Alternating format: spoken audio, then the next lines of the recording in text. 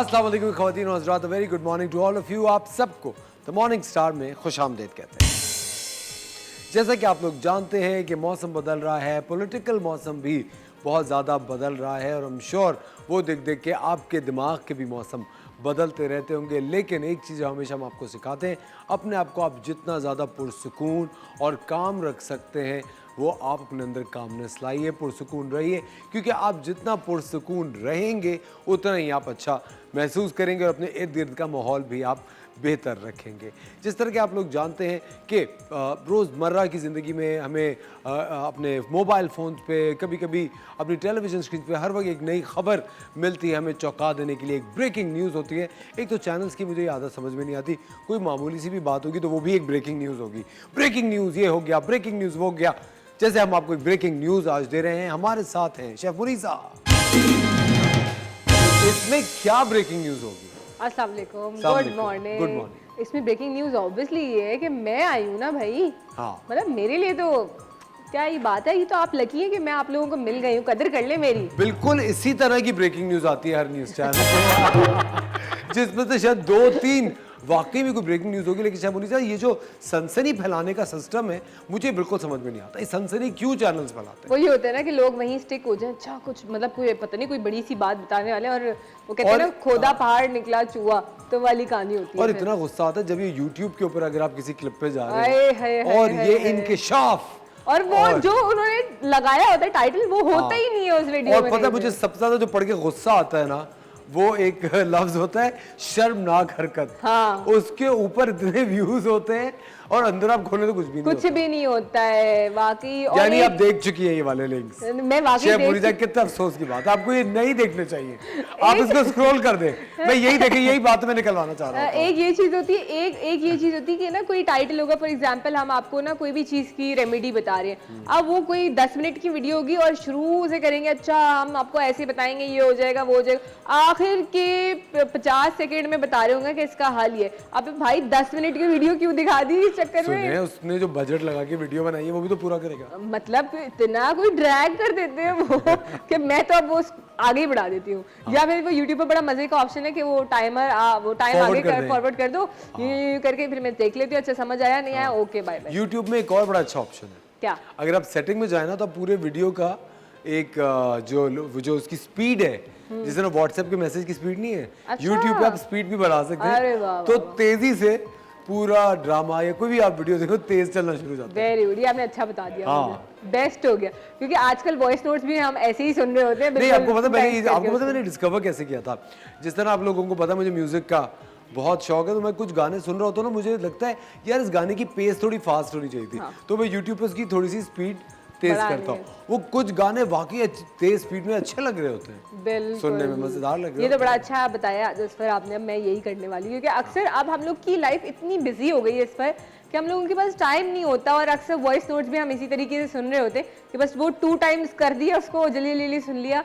तो ये वाकई टाइम की, वक्त की बड़ी कमी हो गई है हमारी जिंदगियों में, तो हम लोग यही कर रहे होते हैं। और 2 टाइम का एक फायदा भी होता है कि सिर्फ आप ही को समझ आ रहा होता है ना, आप ही को, साथ वाले को नहीं समझ आ रहा है क्या ये क्या था, ये क्यों तुम इतना तेजी से? अच्छा, एक और मजे की चीज बताऊं, अक्सर आप ना टाइप कर रहे होते तो इर्द गिर्द आपके लोग होते हैं, आपको ये होता है कि कोई और ना देखे ना। तो ये मैंने किसी से सीखा कि वो फोन की ब्राइटनेस जो है ना बिल्कुल खत्म कर दो, 0 पे कर दो, और फिर आप टाइप करो तो सिर्फ आपको ही नजर आएगा, आसपास के लोगों को नजर नहीं आप मुझे आएगा। एक बात बताइए, आप ये इतना खुफिया कौन सी एजेंसी के लिए काम कर रही है कि ये साइड वाला ना देखे, उल्टे हाथ वाला ना कभी देखे? ऐसा हो कि आप एक बराबर वाले बंदे की बुराई लिख रहे हैं और वो बराबर में बैठा है और पता चला वो देख ले, तो फिर ऐसा हो सकता है ना भाई लाइफ। मैंने आज तक किसी की भी बुराई लिख के नहीं की। वॉइस नोट भेजा है? हाँ। अच्छा, लेकिन नहीं, वॉइस नोट में ये खतरा होता है, पता है क्या? अब सामने वाला आपके साथ सिंसियर है या नहीं है, अब उसने वॉइस नोट उसी बंदे को फॉरवर्ड कर दिया। अब देखिए, मैं सबूत आपको एक बात बताता हूँ, सबके ये मैं आपको इतनी पते की बात बता रहा हूँ, अगर आपको किसी की बुराई करनी है ना, तो उनके आप निक नेम्स रखते हैं। अच्छा, अब देखिए जैसे ना आप हैं, आपका नाम है मुनीसा, अब मैं आपका नाम रख दूं मडोना, वाह भाई, और मैं मडोना के नाम से मर गया, मडोना ने दिमाग खराब करके रखा है, आज फिर मडोना लेट है। अब कोई आपको सुनाएगा, आप कहेंगे तो मडोना की बात करें, मैं तो बात नहीं कर रहा। ये बात कितना अच्छा, कभी आपके साथ ऐसा हुआ है कि आपने जैसे फॉर एग्जांपल आप किसी की बुराई कर रहे हो और आपने उसी को भेज दिया? ये मेरे साथ 2 दफा हुआ है। Very good. और फिर क्या हुआ? क्योंकि पता है आप थोड़े से आई थिंक मेंटली ऑक्यूपाइड होते हैं ना। हाँ, क्योंकि और उसी आप का दिमाग हमें नाम चल रहा होता है। हाँ, हाँ। और आप ये कह रहे थे एक दफा जो मुझे बहुत बड़ी गलती हुई। एक मेरी दोस्त है, तो मैं उनको ऐसे ही मैसेज कर रहा था, ऐसी बेतकल्लुफ़ सा ना, बदतमीजी, कुछ ऐसी लड़ाई झगड़ा चल रहा था, तो मैंने कुछ लिख के भेज दिया। वो लिख के भेजा मैंने, अच्छा उसका नाम भी एस से आता था, और मैं एक कंपनी में जॉब कर रहा था, उनकी जो मेरी जो सीईओ थी उनका नाम भी एस से ही आता था, तो वो उसकी जगह कंपनी की सीईओ को चला गया। OMG, और बदकिस्मती से वो दिन नहीं थे जिसमें डिलीट मैसेज का ऑप्शन होता। ओके। हाँ। लेकिन अब तो पता है बहुत से लोगों के पास एक व्हाट्सएप इस तरीके का आ गया जिसमें हम डिलीट भी कर देते हैं ना, तो उनके पास से वो डिलीट नहीं होता है। कुछ इस तरीके का कोई व्हाट्सएप अभी आया हुआ है, तो ये भी बड़ा डर लगता है ना कि उनके पास अगर वही वाला व्हाट्सएप हुआ। और शेफ मुनीसा, आपका पाकिस्तानी आईडी कार्ड ही है ना? जी जी। आप किसी दूसरे मुल्क के एजेंट तो नहीं है? ये आप इतनी गंभीर बातें क्यों कर रही हैं? गंभीर बातें, गंभीर गंभीर जी, गंभीर समस्या गंभीर आप यही समझेंगी। ख़वातीन और हज़रात, आप लोग देख रहे हैं द मॉर्निंग स्टार। जिस तरह के आप लोग जानते हैं कि रोज़ाना आप टीवी चैनल्स के ऊपर ख़तरनाक खबरें सुन रहे होते हैं। अब ये हो गया, वो हो गया। आज हम आपको आज की ताज़ा खबरें, कुछ मज़ेदार खबरें सुनाएंगे, लेकिन वक्त हो जाता है एक छोटे से ब्रेक का। मिलते हैं आपसे ब्रेक के बाद।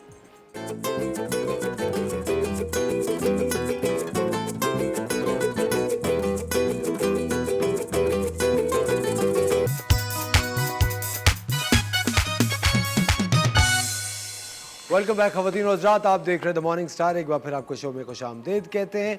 वक्त हुआ जाता है आपकी जल्द, आपकी ज़िंदगी, आपकी सेहत, हर चीज़ को बेहतर करने का। हमारे साथ हैं हकीम शाह नज़ीर। अस्सलाम वालेकुम हकीम साहब। वालेकुम अस्सलाम। कैसे आप? खैरियत से? खैरियत से हैं आप? बिल्कुल ठीक, बहुत बहुत शुक्रिया आपने वक्त निकाला शो के लिए। हकीम आपके साहब, आज पास क्या आना आप तो मेरे लिए काबिल फख्र होता है। थैंक यू और बहुत अच्छा लगता है आपके पास आना। Thank you. और हमें बहुत अच्छा लगता है जब आप आते हैं, इतना कुछ सीखने को मिलता है। आप देखिए दिन ब दिन माशाल्लाह शेफ मुनीसा खिलती जा रही हैं बिल्कुल। हाँ ये भी बात है नहीं शेफ मुनीसा? बिल्कुल बिल्कुल, ये हमारे शो की रौनक है जो मेरे चेहरे पे नजर आती है। और ये लाइटें नहीं है, ये मेरा नूर है जो यहाँ पे बिखरा हुआ है। ये तो कुछ ज्यादा ही हो गया। जी हकीम साहब, आज क्या सिखा रहे हैं आप? देखिए, आज सिखा रहे हैं बदलता मौसम। जैसे मौसम तब्दील हो रहा है, हम गर्मियों की तरफ जा रहे हैं। इससे एक तो साइनसाइटिस एलर्जी, छींकें, बलगम, रेशा, गला ख़राब और खांसी इस कदर शदीद होती है कि फेफड़ों में दर्द होना शुरू हो जाता है और सांस लेते तो खुर खुर आवाज़ आती है। तो आज हम इसको क्योर करना सिखाएंगे आपको। एक होती है एलर्जी, जो कि आमतौर पर सुबह उठते ही छींकें शुरू हो जाती हैं, 20-25 छींकें आना शुरू हो जाती हैं। मुख्तलिफ़ किस्म की एंटी एलर्जीज़ खाते हैं और साथ में ये कि सर दर्द भी होता है, गला भी ख़राब हो जाता है, बुखार सा फील होता है, सांस लेने में प्रॉब्लम होती है, धूल, मिट्टी, खुशबू, बदबू, किसी भी चीज़ से एलर्जी हो सकती है, कारपेट से एलर्जी हो सकती है। आज उसको क्योर करना हम सिखा रहे हैं आपको। तो उसके लिए हमने सिर्फ 3 चीज़ें लेनी है। एक लेना हमने ये गावजुबान के पत्ते, ये बरगे गावजुबान, ठीक है। ये हमने लिया 1 चाय वाला चम्मच। ये है बनफशा के पत्ते, ये भी हमने लिया 1 चाय वाला चम्मच। और ये है लेवेंडर फ्लावर, ये हमने 3 अदद लिए। और इसमें हम डालेंगे 1.25 कप पानी और इसे उबाल लें। आपका कहवा तैयार हो गया। 1 कप रोज़ाना रात को सोते वक्त पी लें। ये माइग्रेन पेन को भी ख़त्म करेगी, बंद नज़ले को भी ख़त्म करेगी, बहते हुए नज़ले को भी ख़त्म करेगी, छींकों को भी ख़त्म करेगी, सर दर्द को भी ख़त्म करेगी। और जो गला ख़राब रहता है आपका, ये इंशाल्लाह बेहतर होना शुरू हो जाएगा। और ये ज़्यादा से ज़्यादा 2 या 3 दिन इस्तेमाल कर लें, इंशाल्लाह आपकी नज़ला ज़ुकाम की शिकायत दूर हो जाएगी। अच्छा हकीम साहब, ज़ुकाम और नज़ले को लेके कुछ तो कहते हैं कि दवाई नहीं खाओ, इलाज मत करो, होने दो, बहने दो, लेकिन निढाल हो जाते हैं उसमें। तो देखिए, उसमें ये एलर्जी होती है ना, बाज़ लोग कहते हैं कि ऐसा भी है कि अगर आपका बंद नज़ला है, हर वक्त नाक बंद रहती है, तो बलगम कानों की तरफ आता है। इसमें आपको कानों में आवाज़ें आना शुरू हो जाती हैं, सर भारी होना शुरू होता है और यही चीज़ आपको सुस्त कर देती है, यानी सुस्ती काहली महसूस होती है। यूँ लगता है जैसे आपको बुखार है, आप दिल करता है कि बस मैं लेट आ रहा हूँ, कहीं ना जाऊँ। तो ये जब बहना शुरू होता है तो कहते हैं कि 1-2 दिन बहने दे दो, उसके बाद आप इसको बंद करें, वरना आपकी आंखों पे असर पड़ेगा, आपके दांतों पे असर पड़ेगा, क़ुव्वत मुदाफ़ियत कम हो जाएगी आपकी। अच्छा। तो फिर आपने ये इस्तेमाल करना। अच्छा, आप कह रहे हैं कि 2 दिन तक अगर जुकाम हुआ, नज़ला हो तो रहने दें, कोई बात नहीं। बाज़ औक़ात ऐसा भी होता है कि हल्का फुल्का फीवर भी होता है, तो वो एक मौसमी तब्दीली से होता है जो कि खुद ब खुद भी ख़त्म हो जाता है। लेकिन अगर आपका 2 दिन से ज़्यादा का टाइम गुजर गया तो फिर आप उसको क्योर करें, उसको ठीक करें, आप डॉक्टर को भी दिखाएं। और फिर जो रेसिपी आपको बताइए आप इसे इस्तेमाल करें, घर बैठे इंशाल्लाह ठीक हो जाएंगे आप। उससे और जिस्म भी बड़ा टूट रहा होता है, दिल नहीं चाहता, जिस्म दुख रहा होता है, यूं लगता है जैसे आपने बहुत मेहनत की, कोई पहाड़ चढ़ के आए। मुंह भी सूज सा जाता है। मुंह सूजता उस सूरत में जब आपको एलर्जी ज्यादा हो, एलर्जी ज्यादा जी हाँ, छींकें बहुत ज्यादा आती हैं। उस मसले का क्या करें जो मर्द हजरात जब ऑफिस से घर जाते हैं और औरतों के मुंह सूजे हुए होते हैं, उसका क्या हल है? देखिए हम मर्दों की किस्मत में है घुट घुट के मरना।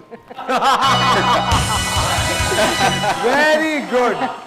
तो उसकी वजह यह है हम सारा दिन काम पे होते हैं, जब हम घर पे जाते हैं बेगम का सूजा हुआ मुंह देखते हैं और इतनी जुबान देखते हैं तो हमारा अपना मुंह सूज जाता है।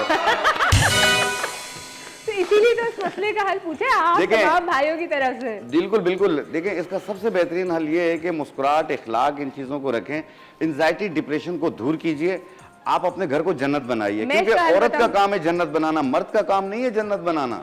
मर्द तो सारा दिन बाहर है। Very good. जब जैसे घर में घुसे ना वैसे ही बेगम, अरे बेगम आज इतनी खूबसूरत लग रही है, क्या करा है चेहरे पे, अरे बेगम ये देखो तुम्हारे लिए गुलाब लेके आए, वो सारी सूजन उतर जाएगी। नहीं वो तो ठीक है, मर्द को भी चाहिए। अब मुझे ही ले लो, मैं घर पे जाता हूँ, मैं कहता हूँ मैं आ गया, वो कहते तू तो रोज ही आता है। हकीम साहब की दिल की बातें, ये एक अलग सेगमेंट होना चाहिए। हकीम साहब से दिल की बात, कितना अच्छा सेगमेंट। तो ये होता है, ये बस अल्लाह ताला सारी बेटियों के नसीब अच्छे करे, तंदुरुस्ती दे। और देखें एक बात याद रखिए, लड़ाई झगड़े में कुछ नहीं रखा, लड़ाई झगड़ा जाहिल इंसान का काम है करना। आप हर चीज बातचीत से हल करें। अरे एक मिनट हकीम साहब जरा दोबारा कहिए, लड़ाई झगड़ा जो है ना वो जाहिल इंसान का काम है। हकीम साहब अगर जिंदगी बिल्कुल स्मूथ चल रही हो और लड़ाई झगड़ा हो ही ना तो फिर वो मजा नहीं आता ना, थोड़ा लड़ाई झगड़ा भी होना चाहिए। बहुत मजा आता है मुनीसा, बहुत मजा आता है। मुनीसा ही आप गलत चीजों से मजे लेना बंद कर दें। असगर साहब, असगर भाई, मेरी शादी को 32 साल हुए हैं, माशाल्लाह, मेरा आज तक झगड़ा नहीं हुआ। नहीं ये तो फिर क्या आप यकीन कीजिए। और मेरी वाइफ भी तकरीबन मेरे ख्याल में 8 या 9 बार माँ के घर गई है, उसके अलावा गई नहीं है। एक ही वाइफ है आपकी? एक ही वाइफ है। और आप यकीन कीजिए ये जो मुझे कंगा हुआ है ना, ये मेरी वाइफ नहीं की है। अरे वाह, मेरी जब से शादी हुई है मुझे वही कंगा करके बेचती है। सही, माशाल्लाह, अल्लाह मियां आपकी जोड़ी सलामत। आमीन, आमीन, आमीन, आमीन। अच्छा बालों से याद है, हमारे साथ एक कॉलर भी है, नरगिस। अस्सलाम वालेकुम नरगिस। अस्सलाम वालेकुम। जी नरगिस, वालेकुम सलाम। क्या सवाल है आपका? अटक से नरगिस की कॉल है। जी आप सब ठीक है? अच्छा साहब, आप नजीर साहब आप ठीक हैं? जी अल्हम्दुलिल्लाह। जी मेरा तो ये है कि बदलते मौसम में नहीं गर्मी और सर्दी मुझे नज़ला जुकाम रहता है और मुझे डस्ट एलर्जी है और नाक के अंदर जरा सा दूध सा बाहर होया हुआ है, अंदर की तरफ ना फूला हुआ है। तो आप मुझे इसका भी कोई बताएं रेमेडी। ये मेरा नज़ला जुकाम और खांसी भी मुझे होती है, इसलिए जिस तरह अंदर ज्यादा रेशा है सीने के अंदर बहुत ज्यादा। आप मुझे इसका बताएं कोई हल। बेहतर मेरी बहन, मैं अभी आपको बता रहा हूँ। देखिए अभी जिस तरीके से मैंने एक नुस्खा बताया है कि आपने गाउजुबान के पत्ते, बनफशा के पत्ते और लेवेंडर फ्लावर, लेवेंडर फ्लावर का उर्दू हिकमत में नाम है इस्ते-खुद्दूस, ठीक है। इसकी कहवा बना के एक टाइम रोज़ाना पिएं और जैसे नाक का पॉलिप बढ़ा हुआ होता है ये आस्ते आस्ते ये उसको भी ठीक करता है। इसके लिए आपको लेना होगा एक साइनस नोजल ड्रॉप, किसी भी अच्छी ब्रांड का ले लें आप, हर जगह मिल जाती है। वो 2 कतरे सुबह 2 कतरे रात को नाक में डालिए आप, नाक आपका 24 घंटे में खुल जाएगा। फिर इसको आप रोकिएगा नहीं, इसको महीना 40 दिन इस्तेमाल कीजिएगा। इंशाल्लाह ताला आपको ये जो साइनसाइटिस एलर्जी है, जो हर वक्त आपको नज़ला रहता है, सर्दी और गर्मी का नज़ला रहता है, ये इंशाल्लाह क्योर होना शुरू हो जाएगा। तो ये एक बहुत बेहतरीन चीज़ है। कोशिश कीजिए ऑयली चीज़ों का इस्तेमाल कम कीजिए, कोल्ड ड्रिंक ये चीज़ें कम इस्तेमाल कीजिए। अच्छा, आमतौर पे गर्मियों में तो चल जाता है लेकिन इस मौसम में नहीं चलता। हकीम साहब, बहुत सारे लोग हैं जिनको सांस लेने में दुश्वारी होती है, सांस का उनको मसला रहता है और डॉक्टर्स कभी कभी ये भी कहते हैं कि अगर पेट बढ़ा हुआ हो तो सांस का मर्ज रहता है। नहीं, इसके लिए ज़रूरी नहीं है। इसके लिए ये होता है कि जब सांस फूलता है ये जनरल वीकनेस की वजह से भी होता है। दूसरा ये है कि जो साइनसाइटिस एलर्जी होती है कि नाक बंद होती है तो रात को सोते में एकदम उठ जाते हैं कि दम घुट रहा है उनका, नाक बंद हो जाती है। या ऐसी सूरत में होती है जब ऑक्सीजन लेवल आपका कम होता है, जैसे घर के पास बहुत ज़्यादा पौधे होते हैं रात के टाइम पे, उनके साथ भी ये प्रॉब्लम होती है कि उनकी सांस में प्रॉब्लम होती है। एक होता है अस्थोमेटिक एलर्जी जिसमें सांस दमा होना शुरू हो जाता है। तो एक फूल आते हैं गुले ज़ूफ़ा के नाम से, गुले ज़ूफ़ा, इसका 1 चम्मच 1.25 कप पानी में डाल के इसका कहवा बना लें और 1 कप सुबह 1 कप शाम पिएं। आप हर महीने जो है 10 दिन पिया करें, आपका सीज़न बेहतर गुजर जाएगा। वरना ये आपको सांस बहुत तंग करता है। अगर इनहेलर यूज़ कर रहे हैं या डॉक्टर की मेडिकेशन या जो भी चीज़ें, वो प्लीज़ एकदम से बंद ना कीजिएगा, अपने डॉक्टर के मशवरे से उसमें रद्द-बदल कीजिएगा, खुद से ना कीजिएगा। हकीम साहब, कुछ लोग ये भी शिकायत करते हैं कि सांस लेने की वजह से इतना खींचते कि उनको लेफ्ट साइड सीने में टीस सी उठती है, ये खिंचाव सा एकदम से बिल्कुल एक जैसे चुभन सी, तेज चुभन सी होती है, उसकी क्या वजह? देखें, जो बलगम रेशा सीनों पे होता है उसमें तेजाबियत भी होती है, तो उसमें यह है कि ये जलन भी होती है, यहाँ पे दर्द और चुभन भी महसूस होती है। एक होती है खांसी, खांसी इस कदर होती है कि सीने में दर्द शुरू हो जाता है और खांसते हैं, रात को सोते हैं तो सांस की नाली में से आवाज़ें आना शुरू हो जाती हैं। तो उसको क्योर करने के लिए और साथ में ये जो चुभन सी होती है उसको ख़त्म करने के लिए सिर्फ ये 3 चीज़ें आपने लेनी है। आपने लेना है ये खाक सीर है, इसे खूब कला भी कहते हैं। ये हमने लिया 1 चाय वाली चम्मच, ऐसे 1.25 कप पानी में डाल लें आप। ये है सपिस्तान, इसे लसोड़ा भी कहते हैं, अचार वगैरह में भी डलता है, इसका फल डलता है। ये हम यहाँ डाल रहे हैं सूखा हुआ, ये भी टोटल तकरीबन 5-6 दाने आपने लिए। और ये है मुनक्का, ये 2 अदद आप ले लीजिए, सिर्फ 2 दाने। इसका कहवा बना लें, 1 कप सुबह 1 कप शाम पिएं। और ये देखिएगा आप कि पहले दिन ही आपकी खांसी की शिद्दत में कमी आ जाएगी। ये भी 2-3 दिन इस्तेमाल कर रहे हैं, आपकी खांसी मुकम्मल तौर पे ठीक हो जाएगी, जितनी ही पुरानी क्यों ना हो। शबुनिसा, सॉरी, ब्रेक का वक्त हुआ जाता है, हम लेते हैं एक छोटा सा ब्रेक और मिलते हैं आपसे ब्रेक के बाद।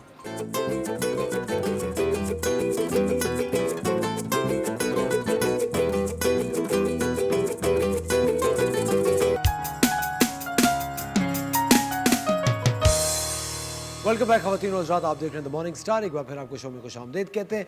जी शबुनिसा, क्या सवाल था? अच्छा, मेरा सवाल ये है कि जैसे मेरे साथ ये प्रॉब्लम होता है, जैसे ही कोई वेदर चेंज होता है तो वही चीज़ मेरे बेटे के साथ भी होती है, मेरे साथ भी होती है। चाहे सर्दी से गर्मी या गर्मी से सर्दी, हमें ड्राई कफ का अटैक होना शुरू हो जाता है। अब वो ड्राई कफ जो है इतना ज़्यादा होता है, चाहे कुछ और प्रॉब्लम नहीं होती, सिर्फ खांसी, और रात के टाइम पे वो खांसी का अटैक होता है, नॉन स्टॉप खांसी जो शुरू हो जाती है, उस चीज़ का क्या हल है?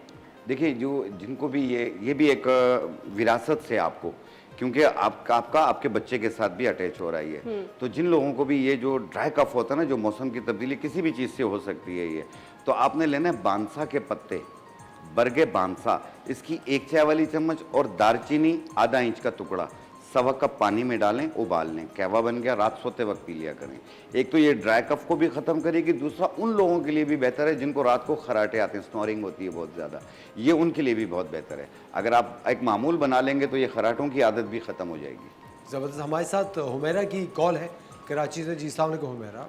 वालेकुम अस्सलाम। अस्सलाम वालेकुम असफर भाई, कैसे हैं आप? वालेकुम सलाम, बिल्कुल ठीक है, आप खैरियत से हैं? क्या सवाल है आपका? जी, मेरे 2 सवाल आते हैं मेरे शाह साहब से। एक, माशाल्लाह से पहले आपके शो की तारीफ करूंगी, बेहतरीन शो और बहुत वैरायटी मिलती है इस शो के अंदर, और best of luck to you. Thank you. और जी, मैं शाह साहब से कहूंगी कि शाह साहब प्लीज ये बताएं कि जो क्या कहते हैं एड़ियां फट जाती हैं सर्दियों में, अक्सर गर्मियों में भी, और अंदर से थोड़ा थोड़ा ब्लड आ रहा होता है एड़ियों से, तो उसके लिए, क्रैक हील्स के लिए कुछ अच्छा सा नुस्खा बताइए, और ब्लैक हेड्स के लिए काइंडली कुछ बताइएगा। बिल्कुल मैं बता देता हूँ मेरी बहन। देखें, ये एड़ियाँ जो फट जाती हैं, ये मर्दों के साथ भी हो रही है, ख़वातीन के साथ भी हो रही है, और इस कदर फटती हैं कि उसमें दर्द भी होता है, उसमें ब्लड भी आ जाता है, ईचिंग भी महसूस होती है, बेचैनी भी रहती है, और उसका कलर भी ब्लैक ब्लैक सा हो रहा होता है, बहुत यानी अजीब सी शक्ल हो जाती है पाँव की, आपके एड़ियों की। तो उसको ठीक करने के लिए आपने लेना है शहद के छत्ते का मोम। शहद के छत्ते का मोम ये पंसार की दुकान से मिलेगा आपको, 50 ग्राम ले लें। 50 ग्राम पेट्रोलियम जेली ले लें और उसमें 20 ग्राम कैस्टर ऑयल मिला लें, थोड़ा सा गर्म कर लें, इनको फिर मिक्स कर लें और फिर इसे उतार लें, ये मरहम की सूरत बन जाएगा। फिर आप इसे अपने पाँव की एड़ियों पे लगाएं, रोज़ाना रात को लगाएं। ये सिर्फ 7 दिन या 10 दिन कर लें, यूँ लगेगा जैसे कभी एड़ियाँ फटी ही नहीं थी, ऐसा हो जाएगा, बिल्कुल साफ़ हो जाएगा। आपको कोई महंगी क्रीमें लेने की ज़रूरत नहीं पड़ेगी आपको। और ब्लैक हेड्स और वाइट हेड और ब्लैक हेड्स जो हो रहे होते हैं फेस के, ये अलग चीज़ है। इसके लिए एक छोटी सी मैं क्रीम बनाना सिखा रहा हूँ, उन लोगों के लिए भी बेहतर है जिनकी स्किन ख़राब हो रही है, धब्बे हो रहे हैं, और इसके अलावा वाइट हेड ब्लैक हेड्स होते हैं, ओपन पोर्स हो रहे होते हैं, कलर भी 2 टोन हो रहा होता है। तो उसको ठीक करने के लिए आपने लेना है सफ़ेदा काशगरी, ये पाउडर मिलेगा, पंसारी की दुकान से मिल जाएगा। ये आपने लेना है 1 चाय वाली चम्मच। ये अनार के फूल हैं और ये इसका पाउडर है, ये भी हमने लिया 1 चाय वाली चम्मच। संदल सफ़ेद पाउडर, ये भी हमने लिया 1 चाय वाली चम्मच। और आपको कहीं से भी आप जाएं, किसी भी दुकान पे, उनको कहें प्लास्पो क्रीम दे दें, ये सादी क्रीम होती है, इसमें आप हर किस्म की क्रीम्स बना सकते हैं आप अपना फार्मूला। तो इसमें आप इसका पेस्ट बनाएंगे और इस तरीके से इसे बना के आप अपने जार में रख लें और ये पूरे चेहरे पे आप लेप कर लें।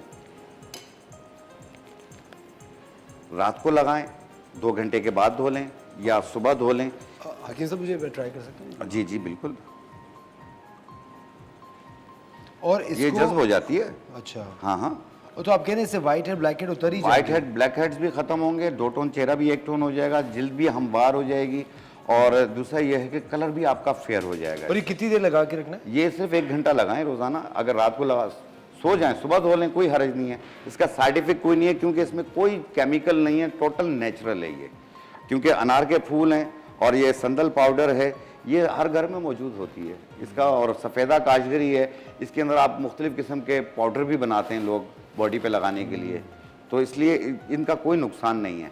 तो आप इसे लगा के भी छोड़ सकते हैं। तो याद रखिएगा, ज़्यादातर जो मैं क्रीम ज़्यादा यूज़ करने से इसलिए भी मना करता हूँ कि चेहरे को भी ऑक्सीजन मिलनी चाहिए आपके।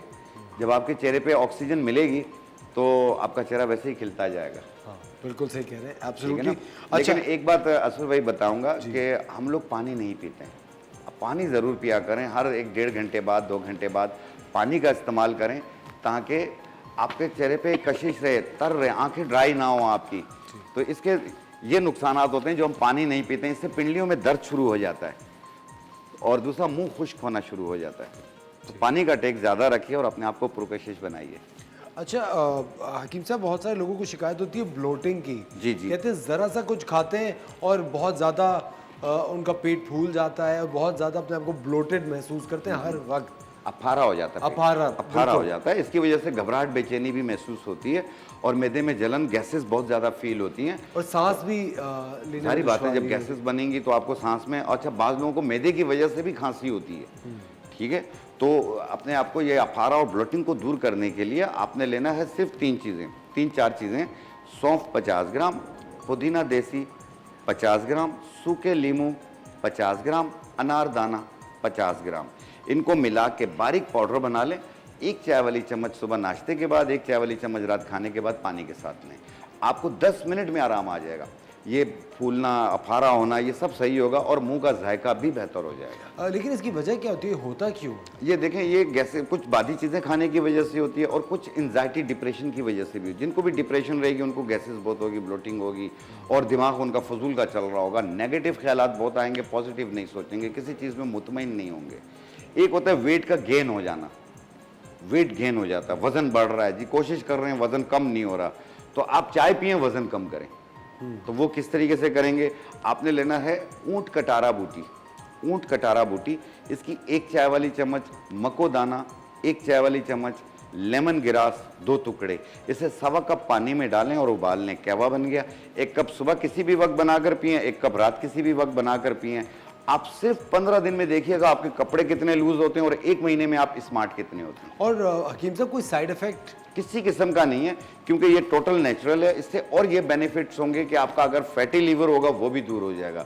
जो वर्म, सूजन महसूस होती है, कभी कपड़े लूज हो रहे हैं, कभी टाइट हो रहे हैं, ये वो चीज़ भी दूर होगी। रात को सोते हैं, सुबह उठते हैं तो चेहरा सूजा हुआ महसूस होता है, वो भी दूर होगा। मुंह की कड़वाहट भी दूर हो जाएगी, क्योंकि ये फैटी लीवर को भी दूर करती है, वर्म सूजन को भी ख़त्म करती है और फालतू फैट को भी ख़त्म करती है। और ये जो ब्लड ये प्रेशर हाई बीपी वाले, शुगर वाले सब इसे इस्तेमाल कर सकते हैं, क्योंकि इसमें कोई नमकीन नहीं है, कोई मीठा नहीं है।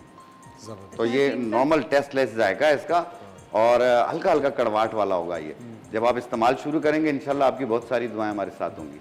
हकीम साहब, एक मुझे मसला बताएं, बच्चे जो हैं आजकल खाना नहीं खाते, भागते हैं, कहते हैं मैं भूख नहीं लग रही है, भूख नहीं लग रही है, तो उस चीज़ का क्या हाल है? कि क्या ऐसा दें जो बच्चे खाना खाएं, क्योंकि ये बहुत सारी माओं की परेशानी। देखिए, 2 वजूहात होती है ना, एक तो माएँ अच्छा खाना नहीं पकाती, वेरी गुड। एक तो वजह ये होती है। हाँ, हाँ। और दूसरे कि माएँ बच्चों के साथ थोड़ी सी सख्त पेश आती है, ये भी तो वजह होती है। हाँ, नहीं, बच्चों का आजकल ये कि सिर्फ उनको स्नैक्स दे दो, आप बर्गर दे दो, फ्राइज दे दो, नगेट्स दे दो, घर का खाना नहीं खा रहे होते। शेफ मोनिज़ा, ये एक बहुत अच्छी बात बताई मैं खुद भी अपनी क्लिनिक पे और अपने घर पे ये चीज़ मना करता हूँ कि बाहर की चीज़ें ना खाएं। जो माएँ पकाती हैं वो साफ़ सुथरा होती हैं, उनका घी भी अच्छा होता है, ऑयल भी अच्छा होता है, मसाला भी अच्छा डालती हैं। तो इसलिए एक माँ अपने बच्चों के लिए बहुत अच्छा और साफ़ सुथरा बनाती हैं, बजाय बाहर की चीज़ें खाने के। बाहर की दोगे तो फिर उनके साथ और प्रॉब्लम्स होंगी, जिस तरीके से भी मैंने जिक्र किया, लीवर पे भी हर चीज़ पे असर करती है, फिर भूख नहीं लगती है। तो अपने बच्चों को बाहर की चीज़ें ना दें, और एक दाना आलू बुखारा लें और आधा चाय वाला चम्मच सौंफ 1 कप पानी में भिगो दें आधे घंटे के लिए। आधे घंटे बाद उसे चम्मच के साथ शेक करें और छान के वो पानी पिलाएं। 15 मिनट भी नहीं गुजरेंगे, आपके हिस्से का भी खाना खा जाएंगे, इतनी भूख लगेगी। अच्छा, वेरी गुड। इंशाल्लाह। तो इससे फौरी भूख लगती है और इससे कैल्शियम भी पूरा होता है, आयरन भी पूरा होता है बच्चों का। अच्छा, हमारे साथ अलीज़े हैं कराची से, उनसे बात करते हैं। अस्सलाम वालेकुम अलीज़े। वालेकुम सलाम, कैसे हैं सब? गेस्ट को सलाम मेरा। वालेकुम सलाम, बहुत शुक्रिया कॉल करने के लिए। क्या सवाल है आपका? मेरा ये सवाल है, जैसे मेरी बेटी है 6 साल की, लेकिन उसको ना हर 1 हफ्ते बाद समझे बुखार चढ़ जाता है, फिर उसमें नज़ला जुकाम गला खराब रहता है उसका। असल में वो खाना पीना खाती नहीं है ज़्यादा, वो भागती हैं खाने से। तो इस हवाले से मुझे पूछना, और दूसरा ये कि मेरी मदर के 63 उनकी एज है, लेकिन उनका ना चेस्ट इन्फेक्शन बहुत ज़्यादा बढ़ गया था। तो अभी भी जैसे उनको नज़ला जुकाम लग जाता है, डॉक्टर ने कहा है कि इनको जैसे बचाना है फ्लू से, फीवर से, हर चीज़ से। तो उनको भी ऐसा अक्सर हो जाता है, जबकि केयर भी बहुत करती हैं, घर से भी नहीं निकलती, घर में ही रहती हैं ज़्यादातर। बेहतर। असफा भाई, ये बच्चे का जो बताया मुझे, अक्सर बुखार और गला ख़राब हो जाता है, तो ऐसी सूरत में आपने सिर्फ ये वाला बनफशा के पत्तों का कहवा बनाएं। बनफशा के पत्ते 1 चाय वाली चम्मच को 1.25 कप पानी में डालें, उबाल लें। अब 6 साल का बच्चा है, इसको 2 चम्मच सुबह, 2 चम्मच दोपहर, 2 चम्मच रात को दें। इनका एक तो गला भी ठीक हो जाएगा, जिसी गले की वजह से उनको बुखार हो रहा होता है, जब गला ख़राब होगा बुखार होगा, तो इंशाल्लाह ये भी ठीक होगी, और दूसरा नज़ला ज़ुकाम भी ठीक हो जाएगा इनका। और जो मदर का बताया चेस्ट इन्फेक्शन रहता है उनको, तो आपने लेना है 10 दाने काली किशमिश के, 10 दाने काली किशमिश के 1.25 कप पानी में डाल के उबाल लें, कहवा बन गया।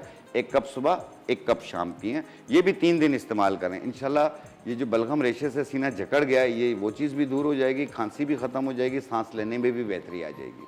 ज़बरदस्त, बहुत बहुत शुक्रिया हकीम साहब Thank you. आपका। Thank you so much. Welcome. ख़वातीन और हज़रात, वक्त हो जाता है एक छोटे से ब्रेक का। मिलते हैं आपसे ब्रेक के बाद।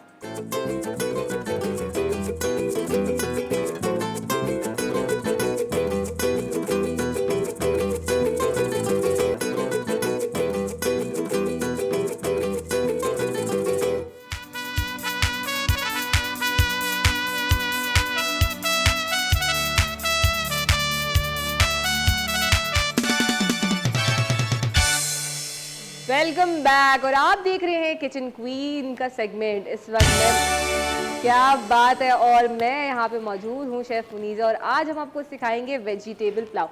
अच्छा, अब आप ये सोच रहे होंगे असफर क्यों नहीं खड़े हुए हैं यहाँ पे? साथ असफर गए हैं चाय पीने और साथ में अंडा पराठा खाने। तो मैंने कहा, और कहने लगे कि आप शेफ़ मुनीज़ा शुरू कर दिएगा। मैंने कहा चलो ठीक है, अब आप इंजॉय करें अकेले अकेले अंडा पराठा, हमें तो खाने को मिलेगा नहीं, अब हम तो खाएंगे वेजिटेबल पुलाव जब हम बना लेंगे। तो रेसिपी स्टार्ट करते हैं। अच्छा भाई, वेजिटेबल पुलाव के लिए आपने क्या क्या लेना है वो बता दूं सबसे पहले।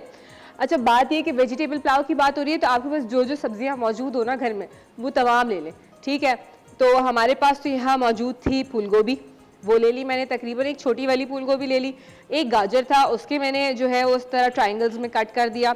साथ में मेरे पास शिमला मिर्च रखी हुई थी, तो मैंने शिमला मिर्च ले ली। थोड़े से मटर रखे हुए थे, वो भी ले लिए। आलू रखे हुए थे, आलू तो हर घर में मौजूद होते ही हैं, तो हमने थोड़े से आलू भी ले लिए। तो 2 आलू मैंने क्यूब्स में कट कर लिए थे। अच्छा, पुलाव जो है ना, पुलाव है, बिरयानी है, अगर ये जब घी में बनाया जाए ना तो इसका फ्लेवर बड़ा अच्छा आता है, बड़ा प्यारा आता है। तो मुझे जो ना वो घी में बना हुआ पुलाव और जो है बिरयानी बहुत अच्छी लगती है। और जब आप कमर्शियली जाते हैं ना, तो तब भी आपको कमर्शियली भी जो है वो जो बिरयानी या पुलाव होता है वो घी में बना हुआ मिलता है, क्योंकि उससे फ्लेवर उसका बड़ा प्यारा आता है। तो हमने यहाँ पे तकरीबन आधा कप के करीब मैंने यहाँ पे ना घी ले लिया है। आप कम ज़्यादा अपने हिसाब से कर सकते हैं, और आप इसकी जगह ऑयल भी ले सकते हैं, ठीक है।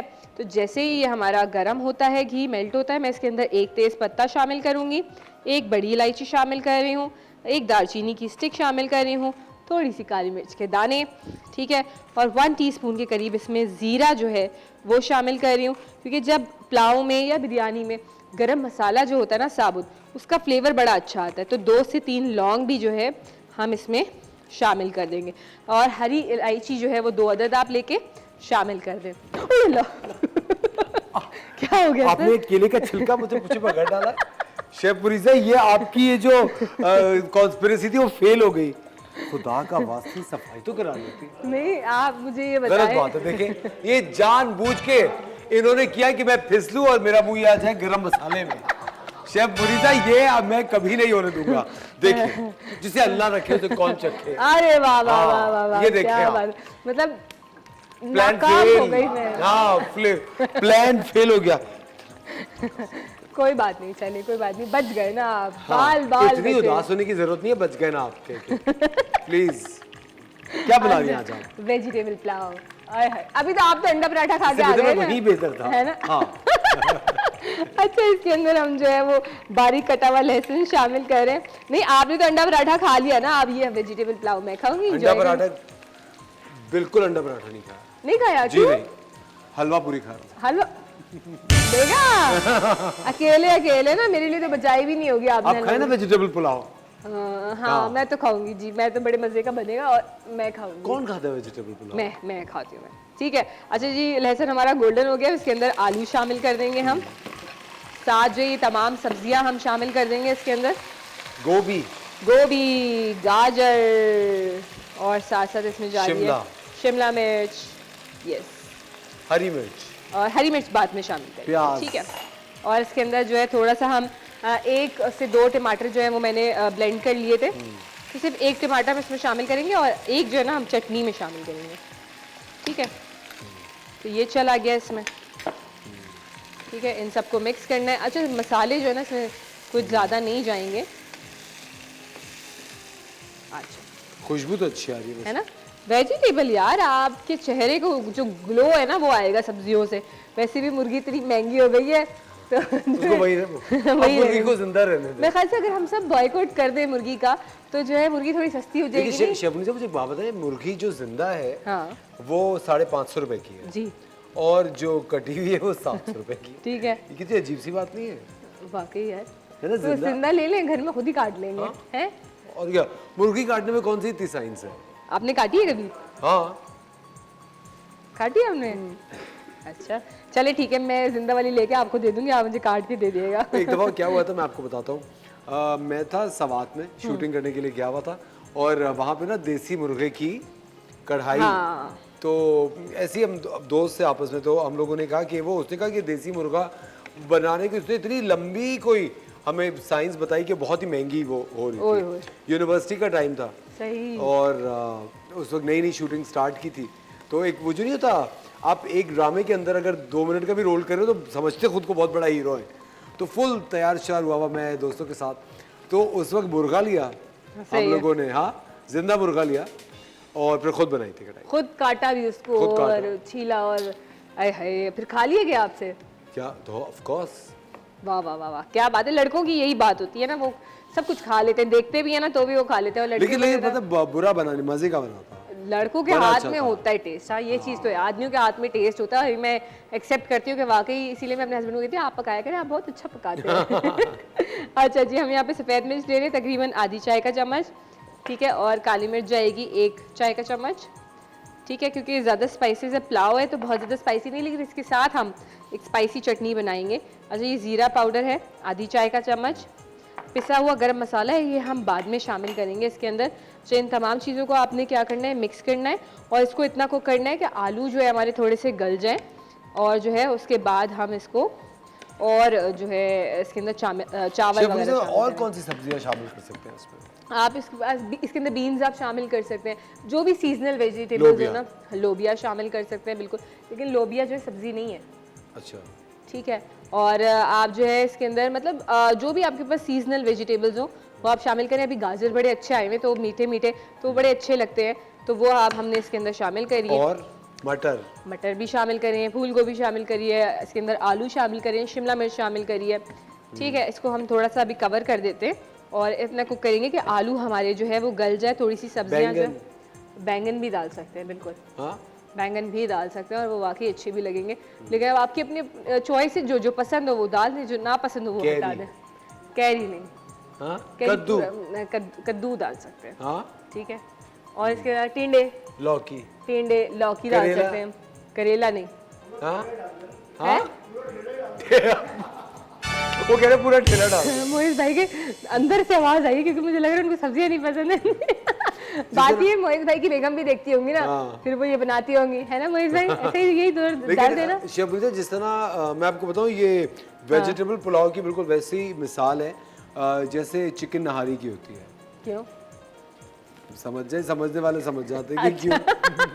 ओके, आ गया समझ, वेरी गुड। लेकिन नहीं, वैसी बात नहीं। अच्छा, मुझे याद है कि पहले जो है इस तरह की सादी ग़िज़ाएँ ज़्यादा बनती थी इस पर। जैसे मुझे याद है हमारे बचपन में हमारे घर में रेगुलरली ये आलू गोश्त बन गया, वेजिटेबल पुलाव हो गया, बिरयानी हो गई, देसी चीज़ें सारी बन रही होती थी। अब जो है ना उसके बाद थोड़ा चेंज आया, ये पास्ताज आ गए, स्पेगेटी आ गई और बर्गर्स आ गए। इसमें आके ना बड़ा उलझ गए ये लोग, ठीक है। एक तो ये रेसिपीज बहुत पॉकेट फ्रेंडली नहीं होती हैं, दूसरी ये रेसिपीज आपके मैदे पे भी बहुत भारी पड़ती हैं, तीसरा आपकी मतलब जेब पे भी भारी पड़ती हैं। फिर ये होता है कि जो मुंह पे जायके लग जाते हैं तो फिर ये देसी चीज़ें पसंद नहीं आती, तो ये रेसिपीज बहुत ही ज़्यादा भारी पड़ती हैं, है ना। वक्त हो जाता है एक छोटे से ब्रेक का। ख़वातीन और हज़रात, मिलते हैं आप लोगों से ब्रेक के बाद।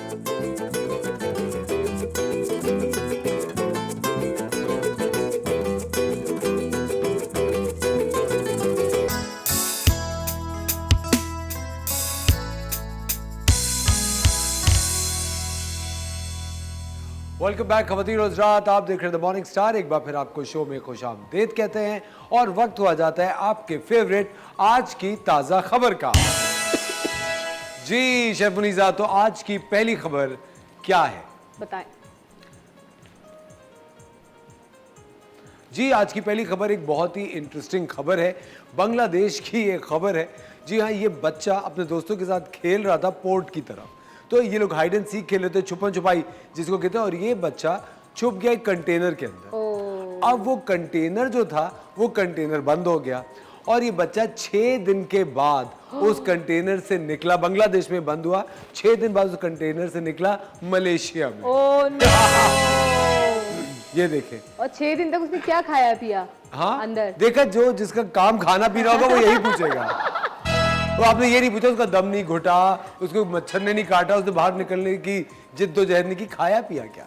जी नहीं, इसको इमीडिएटली हॉस्पिटल ले जाया गया क्योंकि 6 दिन बाद निकला। छोटा बच्चा था 12-13 साल का, लेकिन ये कितने मजे की बात है कि वो वहाँ बंद हुआ और फिर वहां निकला मलेशिया। पे चलते हैं हम भी, थोड़ा हाइड एंड सीक खेलते हैं, है ना। पहले पता करेंगे कंटेनर जा रहे हैं, है ना, पता चला किसी और इथोपिया पहुंच गई, है ना, वहाँ रेगिस्तानों में फिर रही है, कहाँ गए। नहीं, ये नहीं, ये एक सबसे ज्यादा मजेदार खबर है ख़वातीन और हज़रात। इस छोटे बच्चे ने एक बहुत ही बड़ा काम किया शेफ मुनीज़ा, इतने मजे की ये खबर है। इस 6 साल के बच्चे ने वो कर दिखाया जो कि एक अनबिलीवेबल सी बात है। डेट्रॉइट में इस 6 साल के बच्चे ने, आप अब अपने बच्चों को फोन जरा सोच समझ के दीजिएगा, इसने अपने अब्बा के फोन से तकरीबन $1000 का खाना ऑर्डर कर दिया। आप सोच सकते हैं $1000 का खाना ऑर्डर कर दिया और किया क्या, जितना खाना आज तक एग्जिस्ट करता था ना लिस्ट पे, वो सारे इस बच्चे ने ऑर्डर कर दिया। Shrimp, ice cream, pasta, pizza, donuts, हर चीज। अच्छा पहले तो ऑर्डर आता रहा तो इनके अब्बा को लगा कि शायद ऑर्डर किया होगा घर में किसी ने, वो लेते रहे, लेकिन वो रात तक ऑर्डर आता ही रहा। इतना आया कि बैंक ने इनके वालिद साहब का कार्ड कैंसिल कर दिया और फ्रॉड के केस में कैंसिल कर दिया इनके वालिद साहब का कार्ड। और उसके साथ साथ जिस कंपनी से खाना मंगाया था ग्रैब हब से, उन्होंने आके इनको अपना कार्ड दे दिया, जो गिफ्ट कार्ड होता है कि आपने इतनी शॉपिंग की, ये गिफ्ट कूपन दे दिए $1000 के। तो अब इनके वालिद साहब ने कहा कि अब मैं करूं क्या। इन्होंने सोचा कि क्यों ना इस पूरे मसले को एक एजुकेशनल तौर पे बच्चे को समझाया। तो बच्चे का जो पिगी बैंक होता है, जो छोटा सा गुल्लक कहते हैं, जो बच्चे पैसे जमा करते हैं, उसको तोड़ा और उसमें से एक कॉइन, एक खाने के निकाले, ताकि बच्चे को भी पता चले कि तुमने किया क्या है। लेकिन ये कितनी फनी बात है, दिस इज सो फनी। उसकी स्माइल देखो कितना क्यूट है। और हाँ, ये बच्चों का बड़ा हथियार होता है, हाँ। है ना, या तो रोने वाली शक्ल बनाते हैं या हंसने वाली, या हंस के, और हमें गुस्सा आ रहा होगा, हंसी आ जाएगी फिर उनको देख के, है ना। अच्छा जी, इस वक्त जो आप देख रहे हैं ये क्यूट सी चीज, ये कोई गाड़ी नहीं है, ये बेसिकली एक रोबोट है टोक्यो में, और इनका नाम है डेलीरो। अच्छा, डेलीरो रोबोट टोक्यो में इन्होंने अभी इसके साथ एक्सपेरिमेंट किया जा रहा है, इसको अभी अपनी सड़कों पे निकाला है क्योंकि टोक्यो के अंदर बहुत ज़्यादा कमी पाई जा रही है लेबरर्स की, काम करने वालों की, और डिलीवरी सर्विस का जापान टोक्यो में बहुत ज़्यादा काम है। ट्रैफिक रूल्स इसके लिए दोबारा से रिवाइज किए जा रहे हैं और लोगों से, पेडिस्ट्रियन से ये दरख्वास्त की गई है कि वो अगर डिलीरो को देखें, इस रोबोट को देखें कहीं जाते हुए आते हुए, तो उसको रास्ता दे जाने दें। और एक और बड़ी फनी चीज़ है कि इतनी बड़ी बड़ी ये आँखें जो बनाई हुई है ना डिलीरो की, यहाँ पे आप देख रहे हैं, अगर आप इनका रास्ता ब्लॉक करेंगे तो ये रोने वाली आँखें हो जाएंगी। तो आप कहेंगे अरे रो रहे, जाने दो। तो ये रोबोट्स निकाले भाई जापान ने, टोक्यो ने, और अब डिलीवरी सर्विस वहाँ पे इन रोबोट से कराई जाएगी। क्या बात है, जबरदस्त बात है। चलें जी अगली खबर की तरफ चलते हैं। अच्छा जी, कम्बरलैंड में, रोड आइलैंड में, इस बच्ची ने वहाँ की जो अथॉरिटी होती है पुलिस की, उनको ये लेटर लिख के भेजा और उससे बच्ची ने अपने घर के बाहर रखे थे कुकीज़। अब वो जो कुकीज़ थे वो आधे खाए हुए थे, पूरे नहीं खाए हुए थे। तो उसने वो कुकीज़ उस अथॉरिटी को भेजे और कहा कि इसका फॉरेंसिक लैब टेस्ट करके बताएं क्या ये कुकीज़ सांता क्लॉज और उसके रेंडियर्स दिखाए हैं। और उन्होंने बाकायदा उन कुकीज़ का टेस्ट करके बच्ची को बताया कि उन्होंने ही खाए हैं। ये देखिए ये कितनी खूबसूरत बात है। छोटे बच्चे भी क्या ज़हीन आजकल के छोटे बच्चे भी कितने मज़ेदार हैं। फोटोग्राफर ने ये बहुत ही खूबसूरत तस्वीर खींची है शफुनीज़ा, डॉल्फिन्स की। डॉल्फिन्स एक्चुअली काफ़ी ऊंचाई तक इस तरह जंप कर सकती हैं और ये बड़ी अनयूजुअल है कि विंटर्स के अंदर होना। यूजुअली समर्स में डॉल्फिन्स इस तरह खेल रही होती हैं, लेकिन फोटोग्राफर ने ये कैप्चर की और उसने कहा कि मैंने इतनी खूबसूरत साइट कभी देखी नहीं थी इन विंटर्स। तो that's what he is captured कि डॉल्फिन्स खेल रही हैं, they were actually having a good time. ख़वातीन और हज़रात, हमने सोचा कि हर चैनल के ऊपर आप वो खबरें सुनते हैं जो कि आपको परेशानी में मुब्तला कर देते हैं, क्यों ना हम आपको ऐसी खबरें सुनाएं जो कि आपके चेहरे पे एक मुस्कुराहट ले आए। आपको इन सब में से सबसे अच्छी खबर कौन सी लगी? वो बच्चे वाली ना, जो जिसने ऑर्डर कर दिया था ना। अच्छा, मुझे तो अच्छी लगी कि वो बांग्लादेश में मलेशिया में उतरा। लेकिन सोचो उसके पेरेंट्स वहाँ ढूंढ रहे होंगे उसको और क्या सिचुएशन होगी और वो कहाँ पहुँच गया। और पता नहीं वापस तो मेरे ख्याल से पहुंचा दिया होगा, उसी कंटेनर में वापस डाल दिया होगा। चला जाएगा जहाँ से आए। ये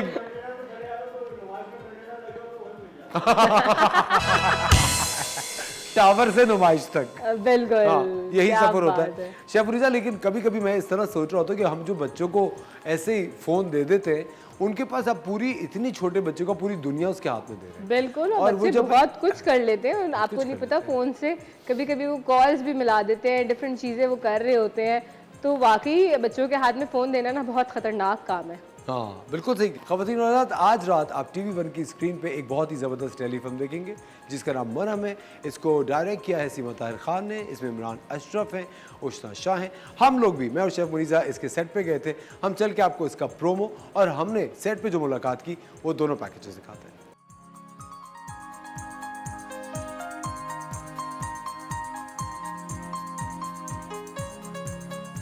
शमशाद काबली वाले पर किसी ने तेजाब फेंक दिया। ओए जुल्म हो गया ये तो। असफर और मेरे साथ है शेफ मुनीज़ा। अजय ने अपने खुद ही शेफ लगा लिया अपने नाम के साथ। बिल्कुल, और क्या। हम लोग इस वक्त सेट पर हैं। एक बहुत ही जबरदस्त ड्रामा बन रहा है, बहुत बेहतरीन एक्टर्स है। मैं चाहता हूँ सबसे पहले आप ये सेट दिखाएं, जो बेहतरीन सेट लगाया हुआ है। क्या कहेंगी शेफ मुनीज़ा सेट के बारे में? यार इतना जबरदस्त और मुझे बड़ा मजा आ रहा है यहाँ पे देखने का कि इतना इस तरीके से शूटिंग हो रही है और क्या एक्टिंग कर रहे हैं यहाँ पे। जो हमारे एक्टर है भी उनसे भी मिलवाएंगे आपको कि कौन है, कितना अच्छा उन्होंने गेटअप किया है। मतलब इतना रियलिस्टिक कि मुझे ऐसा लग रहा था कि मुझे तो पहले से लगा कि कोई और ही बैठा हुआ है। फिर मैंने बोला अच्छा ये तो ये है। अभी नाम रिवील नहीं करूंगी। और हमारे साथ है, आप बताइए कि कौन है ये? अस्सलाम वालेकुम सर असली हीरो तो आप हैं और आप शुक्रिया आप लोग आए। अच्छा इमरान भाई, किरदार के बारे में कुछ ड्रामे के किरदार के। हाँ, मेरे किरदार को तो आप बहुत अच्छी तरह जानते हैं और आपके को मैं। जहाँ तक बात आपने जैसे तारुफ करवाया कि इस ड्रामे में दो हीरो हैं। एक साकिब समीर है जो हमारे बहुत सीनियर थिएटर के बहुत मायानाज़ अदाकार हैं। मैं भी हूँ। उशना है जो कि मेन जो किरदार है जिनकी कहानी है शमशाद का। और बस मज़ा आ रहा है। करने की वजह ये थी कि काफ़ी अच्छे से मैंने काम नहीं किया था और टेढ़ा काम जो है वो इस घर में बहुत ज़्यादा होता है। और फिर सीमा जी खुद डायरेक्ट कर रही थी, जब उनका नाम आया तो मैंने कहा कि मैं हाजिर हो जाऊंगा। पता है कितना मुश्किल होता है इस तरीके से गेटअप चेंज करना और अपनी बिल्कुल पहचान के ऑपोजिट जाके काम करना। बिल्कुल उतना जितना आप सुबह सेट पे जाने से पहले मेकअप करते हैं। अपने रोल के बारे में? मेरे कैरेक्टर का जो नाम है वो बड़ा मजे का नाम है और वो नाम है करामत। और ये मैं इस पूरे प्ले में जो है ना करामत दिखा रहा हूँ। मतलब इमरान ने कहा हीरो इमरान ही है, मैं तो एक एंटी हीरो हूँ और वो अच्छे काम कर रहा है और मैं बुरे काम कर रहा हूँ। अब्दुल रहमान मेरा नाम, पिस्ते वाला मैं हूँ पठान, एक बार जो खाए बार बार आए। इमरान अशरफ है, साकिब सबीर है, उस्ना शाह है, डायरेक्ट करी है सीमा Tahir Khan. It's one play to watch out for and over to the studios.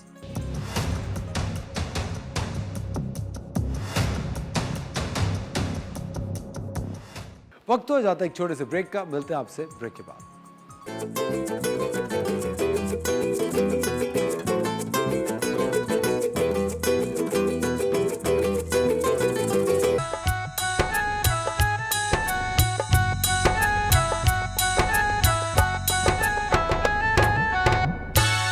Welcome back खवातीन और हज़रात, आप देख रहे हैं द मॉर्निंग स्टार। एक बार फिर आपको शो में खुशामदीद कहते हैं।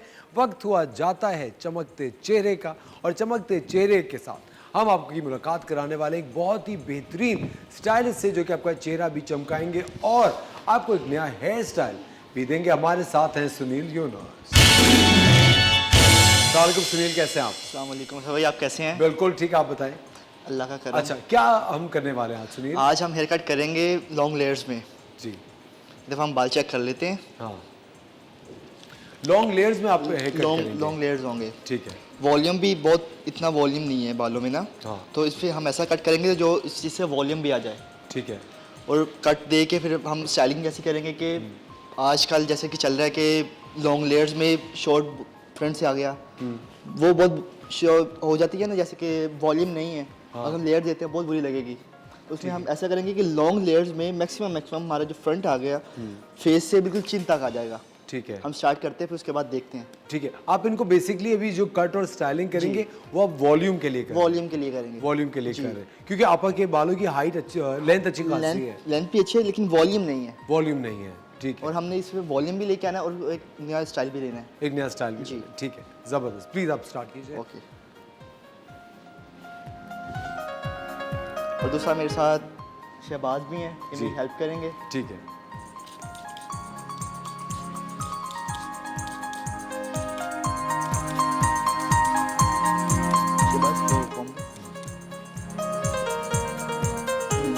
मैं शावर करता हूँ बैक कॉम करके। सुनील, काफ़ी दफ़ा लोग कंफ्यूजन का शिकार होते हैं कि ज़्यादा छोटे बाल करेंगे तो हमारा मुंह बड़ा लगेगा, शावर करें, छोटे बाल करने से मुंह बड़ा लगता है, इस तरह की भी तो लोगों को कंफ्यूजन रहती है ना। काफ़ी लोगों में ऐसा होता है, लेकिन वही आपके वॉल्यूम पे बात आ जाती है। अगर हमारा वॉल्यूम कम है और हम बॉब कट मांग रहे हैं तो उसमें वॉल्यूम नहीं आएगा, फिर वो फेस सारा बाहर आ जाता है। हाँ। फेस का लुक बहुत अजीब हो जाता है। तो वॉल्यूम रहना चाहिए, वॉल्यूम रहना चाहिए बालों में। ठीक है। उसके लिए तो बालों की हेल्थ का भी बहुत ख्याल करना पड़ता है। ऐसा ही है। अक्सर हम लोग क्या कहते हैं, ऑयल जो ऑयलिंग यूज़ करते हैं ना, हमें पता नहीं कैसे ऑयल यूज़ करना है। और अक्सर ऑयल गीले बालों पे यूज़ करना चाहिए। गीले बालों में यूज़, ड्राई बालों पे ऑयल यूज़ करते हैं, उसका कोई फ़ायदा नहीं होता। अच्छा। उल्टा बालों में मट्टी, फिर बाद में ड्राइनेस आ जाती है और उल्टा बाल झड़ना शुरू हो जाते हैं। गीले बालों पे ऑयल अप्लाई करें आप, ठीक है, जब भी आप ऑयल कर रहे हैं। अच्छा, बिल्कुल गीले बाल या हल्के से? नहीं, हल्के से बैठो, टॉवल कर लिया, नहाने के बाद टॉवल कर लिया, उसके बाद ऑयल लगा दिया। बहुत सारे लोग हैं जिनको मैं अभी भी जानता हूँ, वो बाल गीले करने के बाद थोड़ा सा ऑयल लगा के जरूरी है स्टाइलिंग करते हैं, उनके अभी तक इतने बाल। पंजाब साइड में ये बहुत चीज़ें चलती हैं। हाँ। कराची में बहुत कम है। कराची में किसी के पास टाइम ही नहीं है। हाँ। ऑयल लगाने भी टाइम नहीं है। और फिर ये इतना अच्छा समझते भी नहीं ना, ऐसा क्या क्या तेल लगा के तुम ऑफिस आते चंपू बन के ना। ये बात पहले तो मुझे याद है, हम एवरी वीकेंड सैटरडे जो होता था हमारा ऑफ होता था स्कूल से, तो मदर्स जो है वो बालों में तेल भर रही होती थी और बड़ी केयर होती थी। और अब तो जो है वो बच्चे जो है वो तेल के नाम से ही भागते हैं भाई, कि हमें नहीं ऑयलिंग करनी, हमें नहीं लगवाना है। अब शर्मिला, क्योंकि अब वो बच्चे जो है ना वो बड़ों को देखते नहीं इतना ऑयलिंग करते हुए या ऑयल अप्लाई करते हुए। अच्छा, आपकी रेसिपी कहाँ तक पहुँची? अच्छा जी, हम वेट कर रहे थे कि हमारे आलू जो हैं वो गल जाएं, उसके बाद हम बाकी आगे का प्रोसेस करें। तो मैंने अभी इसके अंदर कुछ भी ऐड नहीं करा, जिस तरह आपके सामने बनाया था उसी तरीके से किया है। अच्छा, इसके अंदर जो है ना मैं 2 चिकन क्यूब जो है वो ऐड कर रही हूँ, क्योंकि वो फ्लेवर इन्हांस होगा इसका और बहुत अच्छा सा फ्लेवर आएगा उससे। ठीक है, साथ साथ हम इसमें पानी डालेंगे। तो जब भी पुलाव या बिरयानी या वो जो भी चावल वाली चीज़ आप बना रहे होते हो, तो हमारी ये सवाल होता है कि कितना जो है हम पानी शामिल करें। तो पानी आपने हमेशा इतना शामिल करना है कि चावल से 1 इंच ऊपर तक जो है वो पानी आना चाहिए जब आप इसके अंदर पानी शामिल करें। अच्छा, मैंने इसके अंदर नमक जो है उस वक्त डाला था वेजिटेबल्स के हिसाब से, अब मैं राइस के हिसाब से इसमें सॉल्ट ऐड करूँगी। अच्छा, आपने ये भी ध्यान रखना है कि आपने चिकन क्यूब शामिल करा है, उसमें सॉल्ट ऑलरेडी होता है, तो आपने वो बैलेंस करते हुए नमक इसमें शामिल करना है। ठीक है जी, तो नमक हम चावल के हिसाब से अब हमने इसमें शामिल किया है। आप इस स्टेज पे टेस्ट भी कर सकते हैं। अगर इसमें बिल्कुल बैलेंस्ड आपको पानी में लगे नमक, तो दैट मीन्स आपके चावल में भी बैलेंस्ड नमक आएगा। तो बस इसमें एक बॉयल आ जाएगा जैसे ही, तो मैं इसके अंदर चावल शामिल कर दूंगी। अच्छा, पुलाव जब भी बनाते हैं ना तो उसके साथ कुछ चटपटा सा होना चाहिए, क्योंकि पुलाव का फ्लेवर थोड़ा सा माइल्ड होता है, स्पाइसेस नहीं होते, तो उसके साथ हमेशा एक लाल चटनी जो है हमारे उर्दू स्पीकिंग बहन भाई हैं वो बना रहे होते हैं, वो उसमें क्या होता है कि लहसुन और लाल गोल मिर्चें लेके और ज़ीरा और नमक लेके ब्लेंड कर देते हैं, तो बहुत स्पाइसी हो जाती है। अब जिन लोगों को थोड़ा सा मॉडरेट फ्लेवर चाहिए, थोड़ा चटपटा भी फ्लेवर चाहिए, तो मैं क्या करती हूँ, हमेशा आपने 10 से 12 गोल मिर्चें ले ली, 1 टीस्पून आपने ज़ीरा ले लिया साबुत, नमक हस्बे जायका शामिल करिएगा, 2 नींबू का रस शामिल कर दें और 1 टमाटर शामिल करके इसको ब्लेंड करके चटनी तैयार कर दें। तो ये थोड़ा सा बहुत ज़्यादा स्पाइसी भी नहीं होता, आप उसके फ्लेवर्स को एंजॉय भी कर सकते हैं, और जो है पुलाव के साथ ये चटनी जो है बहुत मज़े की लगती है, क्योंकि पुलाव थोड़ा सा फीका फीका सा होता है, तो सर थोड़ा स्पाइसी चटनी ना बहुत कॉम्प्लीमेंट करती है। अच्छा, आप देख सकते हैं इसमें थोड़ा सा बॉयल आ गया, मुझे थोड़ा पानी और कम लग रहा है, तो मैं इसमें शामिल कर देती हूँ। जो चावल, आप सेला चावल भी ले सकते हैं, बासमती चावल भी ले सकते हैं। अगर सेला चावल ले रहे हों तो उसको 2 घंटे तक आपने भिगो देना है लाजिम, ताकि जो है वो चावल को पानी जो है वो अब्जॉर्ब अच्छी तरीके से कर ले और बन जाए। सेला चावल यूज़ करने का मकसद है बहुत सेफ प्ले करना होता है, अगर आप बिरयानी बना रहे हैं या पुलाव बना रहे हैं, क्योंकि वो चावल के टूटने का डर नहीं होता। तो अगर वो तमाम लोग जो नया कुकिंग कर रहे हैं, नई कुकिंग कर रहे हैं या दावत वगैरह में पकाना चाह रहे हैं, तो वो कोशिश करें कि सेला चावल इस्तेमाल करें, क्योंकि अक्सर बाज़ार में भी आपको जो पुलाव और बिरयानी मिल रहा होता है वो सेला चावल की बनी हुई होती है। ठीक है, असफर बड़े गौर से सुनने, क्या बात है असफर, इतना गौर से सुनने का मकसद? सिर्फ बासमती का नाम ज़्यादा सुना है ना। बासमती भी इस्तेमाल होता है, लेकिन वो क्या होता है हर किसी से हैंडल नहीं होता, चिपक जाते हैं। हाँ, वो चावल अगर आप उसमें ज़्यादा पानी डाल दें तो वो टूट जाता है, या वो कहते हैं ना खिचड़ी बन जाती है उसकी, वो ये होता है। तो मैं ये कहा जो नए पकाने वाले हैं वो सेला इस्तेमाल करो, और जब कमर्शियली आपको मिलते हैं ना चावल, वो सेला होते हैं। ज़बरदस्त। अच्छा सुनील, कहाँ तक पहुँचे आपकी तैयारी? ये भी मैंने पार्टीशन ली है जी। हम फ्रंट से इतना शॉर्ट नहीं करेंगे। आप इनके फ्रिंजेस बना रहे हैं? लॉन्ग लेयर्स में मैं लेके आऊँगा, लेकिन फ्रंट इतना शॉर्ट नहीं करूँगा मैं। ठीक है। बाल कटवाने ये बता दें। जब आपका मूड करे अभी आ जाएं। अभी आ जाए। सही बताएं शमुनी, कटवाएं क्या बाल? मैं सोच रही हूँ, कभी कभी होता है ना आपका दिल दूसरी किसी को ये देख बात के। कि हमने कभी भी जब भी हम सैलून में जाते हैं हमें पता नहीं होता कि हमने कट कैसा करवाना है। हमने बोले थे लॉन्ग लेस करवाना है, शॉर्ट लेस करवाना है, हमें खुद पता नहीं होता कि हमने क्या चीज़ करवानी होती है। बिल्कुल सही कह रहे हैं। और कभी कभी ना आप किसी और के साथ जाते हो ना, लेकिन आप देखते हो अच्छा यार हेयर कट, फिर दिल चाहता है खुद भी करवा ले बंदा, तो वही वाली सिचुएशन हो गई। उनको देख के मेरा दिल चाह रहा है कि मैं हेयर कट करवा लूँ। लेकिन आपको पता है हेयर कट मुझे जब भी करवाते हैं तो उस वक्त वो लोग इतनी अच्छी स्टाइलिंग करते हैं कि बड़ा खुश होते हैं। अगले दिन वो वाले बाल नहीं बनते। वाकई वो इतना अच्छा ब्लो ड्राई कर रहे होते हैं, इतना अच्छा कर रहे होते हैं कि वो घर पे आके वो लुक नहीं आती। सुनील, इसकी क्या वजह है आप बताएं? ये हमारी सालों की मेहनत है और कोई वजह नहीं है। वो अपने राज नहीं देंगे। अच्छा सुनील, आप बताएं मेरे फेस पे क्या कट अच्छा लगेगा? जैसा कि पहले आपने बॉब करवाया था, अभी वो बढ़ गए हैं बाल जी। अभी आप उस पर ऐसा करेंगे कि अभी लेयर्स में ले आएंगे। अच्छा, अगर अब दोबारा बॉब करवाऊं तो वही अच्छा लगेगा या थोड़ा चेंज होना चाहिए? रहेगा, फिर बाद में वो चीज़ मजा नहीं करेगी, वो लुक आपने पहले देख लिया होगा है ना, थोड़ा चेंज होना चाहिए ना। चलो बस सही है। मुझे लगता है कि आपके चेहरे पे ना बिल्कुल शॉर्ट बाल बहुत अच्छे लगेंगे। सुनील बताएं आप। सही बोल रहे हैं। शॉर्ट बॉब अच्छे नहीं लगेंगे? अच्छे लगते हैं, लेकिन शॉर्ट लेयर्स भी हो सकती हैं। हाँ, शॉर्ट लेयर्स भी हो सकती हैं। बस सही है सुनील, मैं आपके पास आ रही हूँ, बस शो खत्म होता है हम साथ ही चलते हैं। ठीक है। चलो, वेरी नाइस। अच्छा सुनील, अभी आप क्या करें? अभी हम लेयर्स दे रहे हैं। फ्रंट से हमारा हो गया, फ्रंट से हम इतना ही करेंगे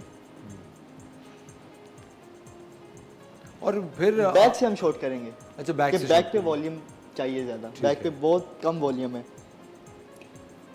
अच्छा, बहुत सारी खवातीन है शब मुनीज़ा, वो बाल इस वजह से नहीं कटवाती, इस खौफ से कि दोबारा शायद वो लेंथ नहीं आएगी। जबकि इसका ऑपोजिट होता है, इसमें जितना आप हेयर कट करवाओगे उतना अच्छा आपका बालों का वॉल्यूम होता है, उतने अच्छे आपके बाल ग्रो करते हैं, उतना अच्छा आपका बाल हेल्दी होता है।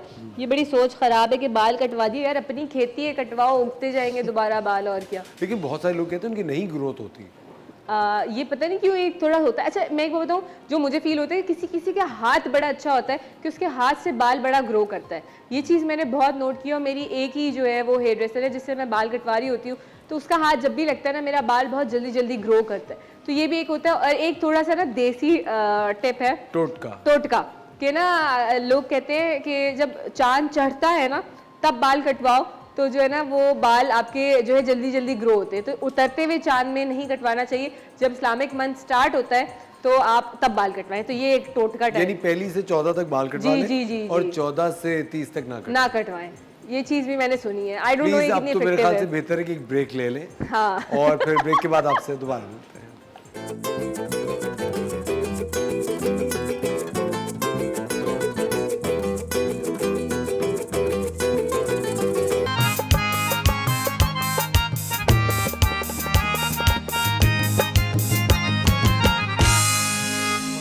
वेलकम बैक खवातीन और हज़रात, आप देख रहे हैं the morning star. Sunil Yunus यहाँ पे स्टाइलिंग करने वाले हैं। अब इन्होंने हेयर कट कर लिया है। जी सुनील, ये हेयर कट कंप्लीट हो गया, अभी हम आयरन से कर्ल्स करेंगे। अब इनके कर्ल्स करेंगे कर्ल्स करेंगे प्लीज। जो बालों का जो लुक आया है हेयर कट से, वो हम दिखाएंगे क्या लुक आया है। लेकिन ये तो आपा की एक रिक्वायरमेंट थी कि मेरे बालों की लेंथ लंबी ही रहनी चाहिए, लेकिन छोड़ने की। लेकिन मैं ये कह रहा हूँ कि जो आप इनके चेहरे स्ट्रक्चर के हिसाब से आप कैसा लुक रिकमेंड ऐसे करेंगे? लेकिन मैंने यही सोचा था कि थोड़ा सा फ्रंट से थोड़ी शॉर्ट लेयर्स हो जाते और लुक निकल आता, फेस का ना थोड़ा सा लुक निकल आता। लेकिन आपा कह रही है कि थोड़े शॉर्ट नहीं करने हेयर्स। जबरदस्त, बिल्कुल। तो इसलिए मैंने लॉन्ग लेयर्स में लुक दे दिया आपा को। लॉन्ग लेयर्स में जी शेफ उनीसा। अच्छा जी, पुलाव हमारा डन हो चुका है, चटनी भी हमने ब्लेंड कर ली है। मैं आपको डिश आउट करके दिखाती हूँ कितना कलरफुल ये वाला पुलाव लगता है, इतना मज़े का होता है, बहुत डिफरेंट। ठीक है, आप देख सकते हैं हमारा पुलाव जो है वो दम पे भी आ चुका है, और चावल बिल्कुल खिले खिले हमारे बने हैं। इसको डिश आउट करते हैं। अच्छा, मैंने थोड़ी सी ना हरी मिर्चें भी जो है ना इस पर जो है वो डाल दी थी इसके साथ, और क्योंकि बहुत से लोगों को साथ में हरी मिर्चें खाना बहुत अच्छी लगती हैं, और जो है साथ में जो है ऊपर जो है थोड़ी सी फ्राइड प्याज जो है मैंने सर्व कर दी थी। और जी ये देखें कितना खूबसूरत ये लग रहा है, कलरफुल सा पुलाव है, और खुशबू फैल गई है चारों तरफ, है ना, कू बकू फैल गई बात। क्या जबरदस्त। ठीक है, ये देखें थोड़ी साथ में हरी मिर्चें भी हम रखते हैं, और हमारा मज़ेदार सा पुलाव जो है वो तैयार है। मैं इसका रिकैप भी दे देती हूँ। तो चटनी के साथ एंजॉय करें, गर्मा गर्म धुआं निकल रहा है और मुंह में पानी आ रहा है। आय हाय हाय, क्या बात है, इतना मज़े का पुलाव बना है। अच्छा जल्दी से रेसिपी का रिकैप दे देते हैं। मैंने क्या किया था, आधा कप घी ले लिया था, आधा कप के करीब। आप ऑयल लेना चाहे ऑयल ले लीजिए। उसके अंदर साबुत गरम मसाला शामिल करा, जिसमें 1 तेज़ पत्ता, 2 से 3 लौंग, 4 से 5 जो है वो क्या नाम है काली मिर्चें, 1 बड़ी इलायची, 2 हरी इलायची छोटी वाली, 1 जो है वो दालचीनी की स्टिक, वो हमने इसमें शामिल करी। जब ऑयल में इसकी खुशबू आ गई तो हमने बारीक कटा हुआ लहसुन शामिल करा। उसकी खुशबू आ गई तो मैंने इसके अंदर जो है वो आलू जो है 2 आलू ले लिए क्यूब्स में कटे हुए, वो शामिल कर दिए। 1 गाजर काट के शामिल कर दी, 1 छोटी फूल गोभी शामिल कर दी, 1 शिमला मिर्च को क्यूब्स में काट के वो शामिल कर दिया, 1 टमाटर ब्लेंड करके वो शामिल कर दिया। इन तमाम चीज़ों को किया। इसके अंदर मसाले जो मैंने शामिल किए थे वो ये था कि 1 टीस्पून जो है काली मिर्च शामिल करी, ½ टीस्पून सफ़ेद मिर्च शामिल करी, साथ साथ इसके अंदर जो है मैंने ज़ीरा पाउडर शामिल करा 1 टीस्पून के करीब, पिसा हुआ गरम मसाला हमने शामिल करा 1 टीस्पून के करीब, और जो है इसको थोड़ा सा पका लिया, नमक हस्बे जायका शामिल करा। जब आलू हमारे गल गए तो मैंने इसके अंदर जो है वो पानी शामिल करा, 2 चिकन क्यूब्स शामिल करे क्योंकि हमें फ्लेवर भी तो चाहिए ना, और साथ साथ इसके अंदर जो है मैंने पानी इतना शामिल करा कि चावल से 1 इंच ऊपर तक पानी हो। चावल मैंने 500 ग्राम जो है वो सेला ले लिए थे, भिगो के पहले से 2 घंटे रख दिया था।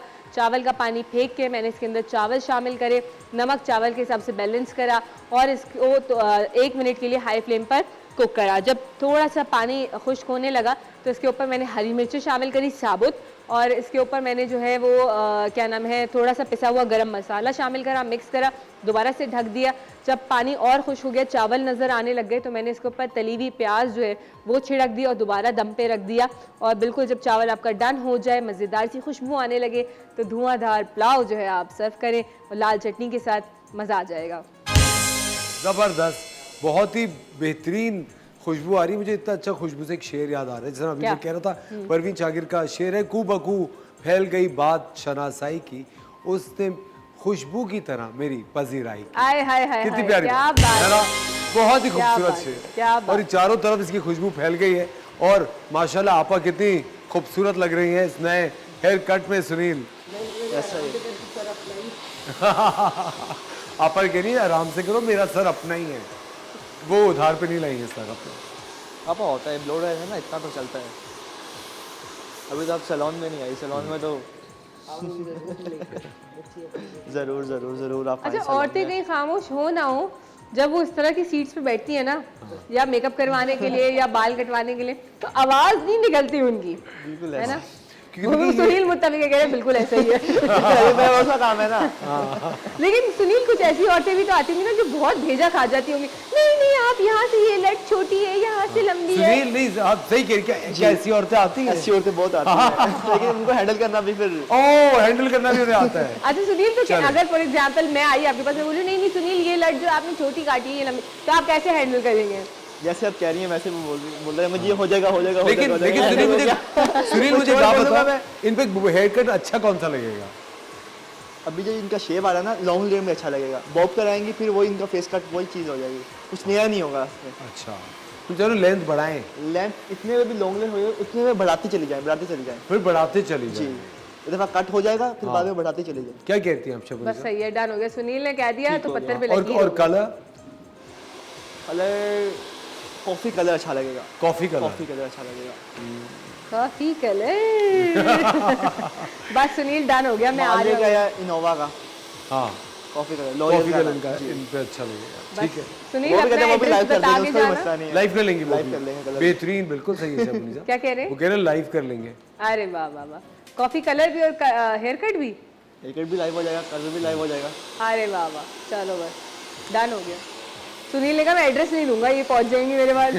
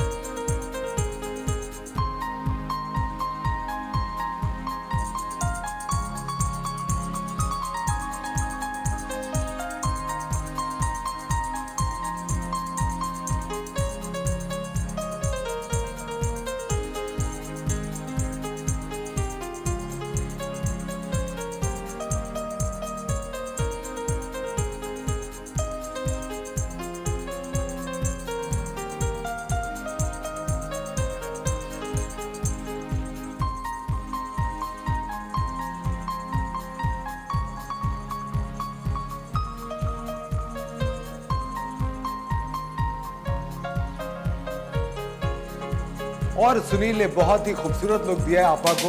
आपा ने कहा था कि मैंने तकरीबन कोई 4 साल से बाल नहीं कटवाए, लेकिन इस वक्त आपा बहुत खूबसूरत लग रही हैं और इतने अच्छे और हेल्दी और पूरे बॉडी वाले बाल आपके लग रहे हैं। बहुत ही ज़बरदस्त काम किया भाई, सुनील के लिए तालियां।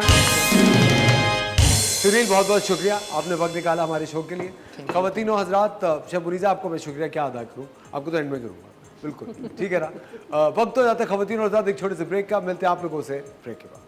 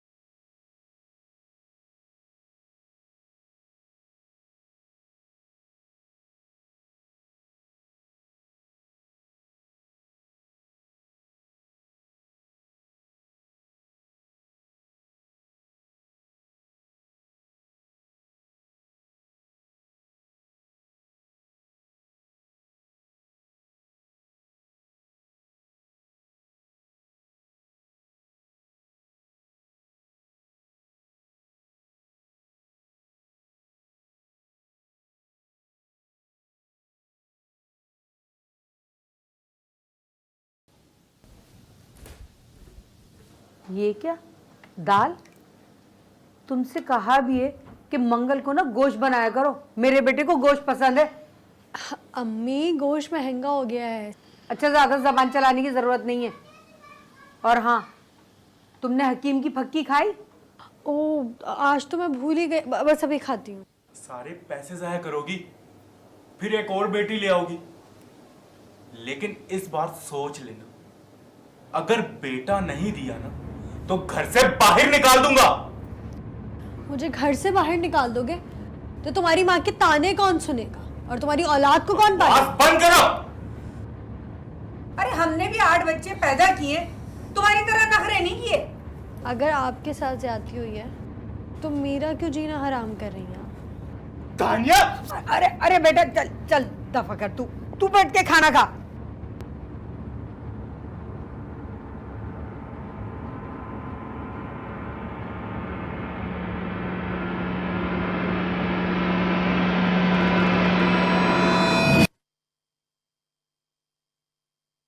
दानिया जी, आपके टेस्ट की रिपोर्ट तो बिल्कुल ठीक है और बच्चे की भी हालत ठीक लग रही, लेकिन आप कैसी हैं? मैं क्या मतलब? डॉक्टर साहबा, बच्चा तो ठीक है ना? आप कैसा महसूस कर रही हैं? मैं तो ठीक हूँ, मुझे क्या होना है? आप ये बताएं, बच्चा तो ठीक है ना? उससे तो कुछ नहीं हुआ, लड़का ही है ना? नहीं नहीं, मेरा मतलब है आपकी ज़हनी हालत कैसी है? घर में टेंशन का माहौल तो नहीं? नहीं नहीं, ऐसा तो कोई मसला नहीं है तानिया, है ना? देखिए, मसले को छुपाने से सबको नुकसान होगा और दानिया मुझे बहुत टेंशन में लग रही है। और माँ जब हमल के दौरान ज़हनी दबाव का शिकार होती है तो ना सिर्फ अपनी बल्कि बच्चे की सेहत को भी नुकसान देती है। डॉक्टर साहबा, फिर हमें क्या करना चाहिए? हमल के दौरान घरेलू मसाइल की वजह से कुछ औरतें ज़हनी बीमारी का शिकार हो जाती हैं, जिससे न सिर्फ उनकी सेहत मुतासर होती है बल्कि उनके बच्चे की जिस्मानी और ज़हनी नशोनुमा पर भी मनफी असर पड़ता है। अगर आप या आपकी कोई अजीज इस मसले से गुजर रहे हैं तो हमसे राब्ता करें, तो फिर दिल खोलो। वेलकम बैक ख़वातीन और हज़रात, आप देख रहे हैं द मॉर्निंग स्टार। एक बार फिर आपको शो में खुशामदीद कहते हैं। हमारे साथ हैं तैयबा इमरान। अस्सलाम तैयबा, कैसी हैं आप? तैयबा एक बहुत ही शानदार साइकोलॉजिस्ट हैं और तैयबा का ताल्लुक तस्कीन फाउंडेशन से है। बिल्कुल सही कह रहा हूँ तैयबा। आज जिस तरह अभी थोड़ी देर पहले ये वीडियो हम लोग देख रहे थे पोस्ट नेटल डिप्रेशन की, ख़वातीन को पोस्ट नेटल डिप्रेशन होता है। मैं चाहता हूँ कि आप पहले ये बताएं कि प्री और पोस्ट नेटल डिप्रेशन होता क्या है? प्री नेटल डिप्रेशन जो होता है बेसिकली एक टाइप होती है डिप्रेशन की, जो कि प्रेगनेंसी के दौरान या प्रेगनेंसी के बाद हो सकती है, सॉरी डिलीवरी के बाद हो सकती है। तो प्री नेटल से मुराद ये होती है कि वो डिप्रेशन जो कि प्रेगनेंसी शुरू होते ही हो जाए, ठीक है, और 9 महीने तक रहे। और पोस्ट नेटल या पोस्टपार्टम भी जिसको कहा जाता है वो डिप्रेशन होती है जो कि डिलीवरी के बाद ख़वातीन को हो जाती है। डिलीवरी से तकरीबन 2 हफ्ते के बाद, 2 हफ्ते के अंदर या 2 हफ्ते के बाद जो है वो सिम्टम्स आने शुरू हो जाते हैं, उसकी अलामात ज़ाहिर होनी शुरू हो जाती हैं। लेकिन मुझे बात बताएं, इसकी वजूहात क्या होती है डिप्रेशन की? जिस तरह अगर कोई खातून है जो माँ बनने वाली है तो ये तो बड़ी खुशी की बात होती है, एक बड़ा मोमेंट टू रिजॉइस होता है कि ज़िंदगी में खूबसूरत चेंज आने वाला है। ये डिप्रेशन होता है किस वजह से है? देखिए, बात ये होती है कि हम ये देख रहे होते हैं कि खुशी की बात है, लेकिन बात ये आती है कि जो इवेंट होने वाला है वो क्या है। वो एक इवेंट जो होता है उसको हम स्ट्रेसफुल इवेंट में काउंट करते हैं। स्ट्रेसफुल इवेंट्स भी 2 तरह के होते हैं, एक वो जिसमें जो नेगेटिव जिनको हम कहते हैं मनफी होते हैं, जो मस्बत भी होते हैं। तो बच्चा होना हाँ एक मस्बत, एक हमारे यहाँ समझा जाता है एक मस्बत बात है, लेकिन उसके साथ जो स्ट्रेस आने वाला है, ठीक है, पूरी एक खातून जो है वो उनकी पूरी बॉडी एक ट्रांसफॉर्मेशन से गुजरती है, हार्मोनल चेंजेस आएंगे, केमिकल चेंजेस आएंगे, उनकी पूरी ज़िंदगी तब्दील होने वाली होती है। बच्चे के आने से बच्चे को पूरा टाइम देना होता है, तो वो सब चीज़ें जो फैक्टर्स मिलके एक स्ट्रेस क्रिएट करते हैं खातून के ऊपर, तो जाहिर है उसकी वजह से फिर डिप्रेशन होने के चांसेस ज़्यादा होते हैं। फिर साथ साथ डेफिनेटली कुछ ना कुछ जेनेटिक या बायोलॉजिकल फैक्टर्स भी शामिल होते हैं, यानी वो जो केमिकल और हार्मोनल चेंजेस आए हैं उनकी वजह से भी डिप्रेशन होने के चांसेस हो जाते हैं। भाई तो ये भी तो होता है ना, फियर ऑफ अननोन भी तो होता है कि पता नहीं क्या होगा, इस प्रोसेस से मैं कैसे गुजरूंगी और फिर बेबी और मेरी हेल्थ कैसी होगी, ये सारी बातें भी तो ऑफकोर्स असरअंदाज होती ही होती है। बिल्कुल देखिए, एक बहुत बड़ा चेंज आने वाला है ना, एक तब्दीली आने वाली है। तो खातून के जहन में बहुत सारी बातें, बहुत सारी चीज़ें चल रही होती हैं उस टाइम पे कि बच्चा होगा फिर क्या होगा। एक हमारे एक वो चीज़ भी आती है ना कि ज़िंदगी पूरी तब्दील हो रही है। पहले अपनी मर्ज़ी से चीज़ें कर रहे थे, अब बच्चे के हिसाब से करनी पड़ेंगी। फिर दूसरा ये कि अगर आप डिपेंड करता है आप किस तरह की फैमिली में रह रहे हैं, वहाँ का इन्वायरमेंट कैसा है, सराउंडिंग कैसी है, वहाँ के लोग किस तरह के हैं। लेकिन मैं एक थोड़ी सी ऑफ टॉपिक बात है, लेकिन अगर कभी सोचा जाए इस बारे में तो देखें, हमारे मुल्क में जो बच्चियाँ होती हैं पहले वो वालिद की मर्ज़ी से अपनी ज़िंदगी गुजारती हैं, फिर शौहर के, फिर बच्चों की। तो एक लड़की की अपनी ज़िंदगी तो बहुत मुश्किल से, बहुत कम खुशकिस्मत वो लड़कियाँ होती हैं जो अपनी मर्ज़ी से ज़िंदगी गुजार सके। एक इस तरह की भी तो सोच असरअंदाज होती ही होगी। बिल्कुल देखिए, हमारा जो माशरा है वो चीज़ देखने की ज़रूरत है ना, हमारे माशरे में किस तरीके से सिस्टम चल रहा है। तो हमारे यहाँ एक तो चीज़ आ जाती है कि जो जॉइंट फैमिली सिस्टम्स हैं, ठीक है। फिर दूसरा ये कि ख़वातीन को उतनी खुद मुख्तारी नहीं दी जा रही होती, जो आपने बात की कि उनको किसी की मर्ज़ी से चलना पड़ रहा होता है, वो अपनी मर्ज़ी से कुछ नहीं कर सकती। इसके अलावा जो है उनको उनकी लाइफ को ये बता, उनके रोल को जो डिफ़ाइन किया जाता है ना कि आपका रोल ये है कि आपको घर को संभालना है, पहली प्रायोरिटी पे आपने बच्चा या घर रखना है, उसके बाद आप भी बाद में आएंगे। तो वो चीज़ें ज़ाहिर है एक फैक्टर बन जाती हैं। लेकिन तभी ऑल ओवर द वर्ल्ड तो ये ऐसा नहीं होता। अब और पूरी दुनिया में तो अलग अलग किस्म की चीज़ें देखने को बिल्कुल देखिए, कल्चर्स का डिफरेंस आ जाता है ना। तो हमारा एक जो कल्चर है वो एक बहुत ही यूनिक या डिफरेंट कल्चर कहलाता भी है, क्योंकि हमारे यहाँ जो आपने बात की एक जॉइंट फैमिली सिस्टम की बात आ गई। फिर हमारे यहाँ ये सोच भी पाई जाती है, जो बेटे और बेटी का कॉन्सेप्ट आ जाता है कि बेटी होगी तो वो एक बोझ कंसिडर की जा रही होती है, बेटा होगा तो खुशी की बात ज़्यादा है। आपको लगता है अभी तक एक बोझ कंसिडर की जाती है बेटी? हाँ बिल्कुल, देखिए रिसेंट स्टडीज़ बताती हैं हमें कि ये चीज़ अभी भी प्रिवेल कर रही होती है कि ख़ास तौर पे जहाँ पर ज़ाहिर है जहाँ पे अवेयरनेस आ चुकी है, एजुकेशन ज़्यादा है, वहाँ पर ये चीज़ें अब कम होती जा रही हैं। लेकिन उसके बावजूद भी हमारे पास बहुत सारे दही इलाके भी हैं जहाँ पे लोग इतने अवेयर नहीं हैं या इतने पढ़े लिखे नहीं हैं, और उनके अभी तक वही सोच चली आ रही है कि ज़ाहिर है वहाँ पर अगर हम देखें तो पॉवर्टी लेवल की बात आ जाती है ना, तो वहाँ पे उनको तो एक बोझ ही लग रहा होता है कि आगे इसको बड़ा करना है, इसको दूसरे घर भेजना है। तो वो चीज़ें फिर उनके जहन में तो डेफिनेटली आएंगी। अच्छा, प्रेगनेंसी के दौरान जो डिप्रेशन होता है, इससे क्या डिलीवरी में या पूरी प्रेगनेंसी में कॉम्प्लेक्सिटीज आ सकती है? बिल्कुल देखिए, जो कॉम्प्लेक्सिटी इस तरीके से आएंगी कि अब होगा क्या, अलामात क्या होंगे। अलामात ये होंगी कि बहुत ही ज़्यादा डिप्रेस मूड, बहुत ही ज़्यादा लो फील करना, उदासी की ऐसी कैफियत जो ख़त्म ही नहीं हो रही है, ठीक है। इसके अलावा नींद बहुत ज़्यादा ख़राब हो जाती है, खाना पीना नहीं हो रहा है। तो जाहिर है उस सब की कमी की वजह से डेफिनेटली एक बहुत बड़ा बर्डन तो बॉडी फील करेगी। तो उसकी वजह से बहुत सारे कॉम्प्लिकेशंस होने के चांसेस भी होते हैं, डिलीवरी में भी होते हैं, और ड्यूरिंग प्रेगनेंसी भी बच्चे की नशोनुमा पे भी बहुत असर पड़ता है इस बात से। लेकिन बहुत सारी ख़वातीन हैं जिनको मैं ज़ाती तौर पे जानता हूँ जो कि इस डिप्रेशन से गुजर चुकी हैं, उनको एक जो मेजर डिप्रेशन रहता है और होता है वो अपनी बॉडी चेंज होने का होता है फॉर एवर। इसका बड़ा एक उनको रहता है। क्या ये चीज़ आगे और बढ़ सकती है, एडवांसमेंट हो सकती है इस डिप्रेशन में आफ्टर डिलीवरी? आफ्टर डिलीवरी देखें, एक तो होता है कि एक हुआ कि सिर्फ प्रेगनेंसी के दौरान हुई है, ठीक है, डिप्रेशन, डिलीवरी हो गई उसके बाद फिर बेहतर हो जाती है, क्योंकि उसका काफ़ी हद तक जो एक रोल प्ले कर रहे होते हैं केमिकल्स और हार्मोन्स, उसकी वजह से भी। लेकिन अगर वो परसिस्ट करने लग जाए तो डेफिनेटली सीवियरिटी की तरफ जाएगी, और उसकी वजह से मज़ीद अगर वो लेवल बढ़ता चला जाता है तो जितने भी सिम्टम्स आ रहे हैं वो बहुत ही ज़्यादा सिवियर हो जाते हैं। तो उसकी एक आखिरी हद या बहुत ही सिवियर जो एक लेवल कहा जाता है, रेयरली होता है लेकिन होता है, उसको हम साइकोसिस कहते हैं, पोस्टमार्टम साइकोसिस के नाम से, ठीक है। तो उसमें ये होता है कि उसमें इस हद तक बढ़ जाता है कि जो एक रियलिटी कॉन्टैक्ट है वो भी ख़त्म हो जाता है। तो ये भी प्रॉब्लम्स या कॉम्प्लिकेशन है जो हो सकती हैं अगर मुसलसल अगर इलाज ना करवाया जाए और मुसलसल ये प्रॉब्लम ये अलामात आती रहें तो। सुनिए, इलाज किस तरह होता है और किस तरह इससे बच सकते हैं? देखिए, इलाज जो है वो दो तरीके से हो रहा होता है, ठीक है। एक तो होता है कि जो मेडिकल ट्रीटमेंट या मेडिसिन के थ्रू होता है, दवाइयों के ज़रिए, और दूसरा जो होता है वो जो साइको सोशल फैक्टर्स को देखते हुए जो है थेरेपी के थ्रू जो हेल्प की जा रही होती है। तो जहाँ पर ज़्यादा रोल, क्योंकि इसमें हार्मोन्स और केमिकल्स का भी शामिल होता है, तो अमूमन मेडिसिन लेनी पड़ जाती है, डिपेंड करता है साइकेट्रिस्ट क्या रिकमेंड करते हैं। अदरवाइज जो थेरेपी होती है फिर उसमें इन चीज़ों को देखा जाता है कि और कौन से फैक्टर्स हैं जो कि इनकी इस कंडीशन को बढ़ा रहे हैं, जैसे इस सोच को, बॉडी को लेके जो सोच होती है, या घर में जिस तरीके के एक रिलेशनशिप्स हैं, रिश्ते किस तरह के हैं, किस तरह का सपोर्ट मिल रहा है, वो सब चीज़ें डिपेंड करता है कैसी हैं। तो उन सब चीज़ों और ख़ुद खातून के जहन में इस वक्त क्या बातें चल रही हैं, तो उन सब चीज़ों पे काम किया जाता है थेरेपी में, और उसमें उनकी हेल्प की जाती है ताकि उनकी सोच को या सोचने के जो एक पैटर्न है उसको चेंज किया जा सके।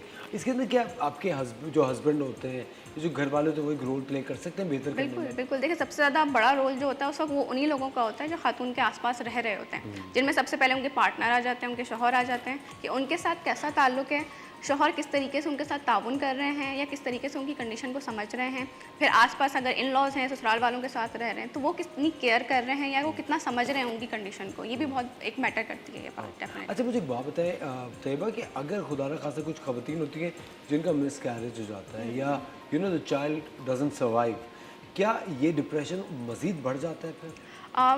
ये जो होता है मिस कैरेजेस या इवन अबॉर्शंस के साथ इसके होने के चांसेस या इसके बढ़ जाने के चांसेस ज़्यादा ही होते हैं डेफिनेटली, क्योंकि बॉडी एक अगर हम उसको भी देखें तो ज़ाहिर है बॉडी में एक चीज़ आई और फिर वो ख़त्म हुई, ठीक है, तो उसका एक तो बॉडी के ऊपर जो एक असर पड़ा है वो, और दूसरा ये कि जो वो बिल्कुल कि वो जो एक लॉस फील करती हैं ख़वातीन, उसका मैक्सिमाइज होने के चांसेस ज़्यादा होते हैं कि ये मेरे साथ ये क्या हो गया या हम बिल्कुल एक सोच बन जाती है ना कि ऐसा होगा, वैसा करेंगे, बच्चा होगा, ये चीज़ें होंगी, तैयारियां कर लेते हैं, वो सब चीज़ें एकदम ख़त्म होती हैं, तो बिल्कुल उसका जो है एक असर जो होता है वो बढ़ने के चांसेस होंगे वहाँ पर। ख़वातीन आज़ाद वक्त हो जाता है एक छोटे से ब्रेक का। तैयबा हमारे साथ मौजूद है, मिलते हैं आपसे ब्रेक के बाद।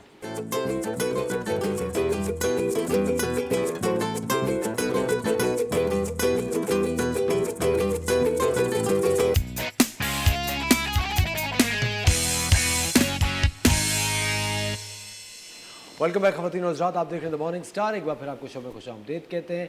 आज हम बात कर रहे हैं pre and post natal depression की। हमारे साथ तैयबा इमरान मौजूद हैं। शेफ मुनीसा, क्या सवाल है आपका? अच्छा, मेरा सवाल ये है कि अक्सर आफ्टर डिलीवरी जब बेबी नया नया होता है और एक फर्स्ट बॉर्न बेबी होता है जिनका मतलब पहला बच्चा है, तो उन ख़वातीन के साथ बड़ा मसला ये रहता है कि आपके इर्द गिर्द के लोग जो है ना आके बहुत ज़्यादा मशवरा दे रहे होते हैं कि भाई ये कर लो, तुम यूँ नहीं, ये सही नहीं कर रही, या सर सही नहीं बिठा रही हो, या तुम उसको फीड नहीं करवा रही हो, बॉटल फीड क्यों दे रही हो, इस तरह बहुत सारी चीज़ें होती हैं। अब अक्सर औरतों के साथ कुछ प्रॉब्लम होता है, फीड का भी इशू होता है, कभी कुछ होता है, तो एक माँ कभी भी अपने बच्चे के साथ गलत नहीं कर सकती।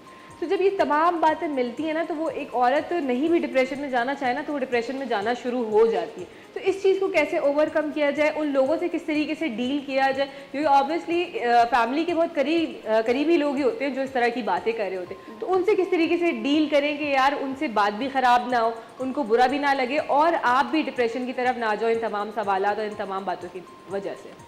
बिल्कुल, आपने जो बात की इसको हम पोस्टपार्टम डिप्रेशन का एक वन ऑफ द फैक्टर्स, ये वजूहात में ये शामिल होता है कि किस तरीके से डिलीवरी के बाद जो खातून है उनको किस तरीके से ट्रीट किया जा रहा है, या उनको जिस तरह से आपने कहा कि हर कोई अपना अपना मशवरा दे रहा होता है। बिल्कुल। तो समझे हर 7 में से एक खातून ऐसी होती है जो कि इस पोस्टपार्टम डिप्रेशन से गुजरती हैं इन्हीं वजूहात की वजह से।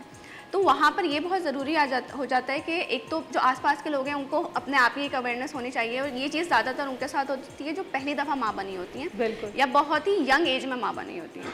तो वो लोग जो इन फैक्टर्स के साथ आते हैं उनको ये होने के चांसेस ज़्यादा होते हैं कि वो ज़्यादा ओवरवेल्म होंगी जब हर कोई आके बोल रहा होगा।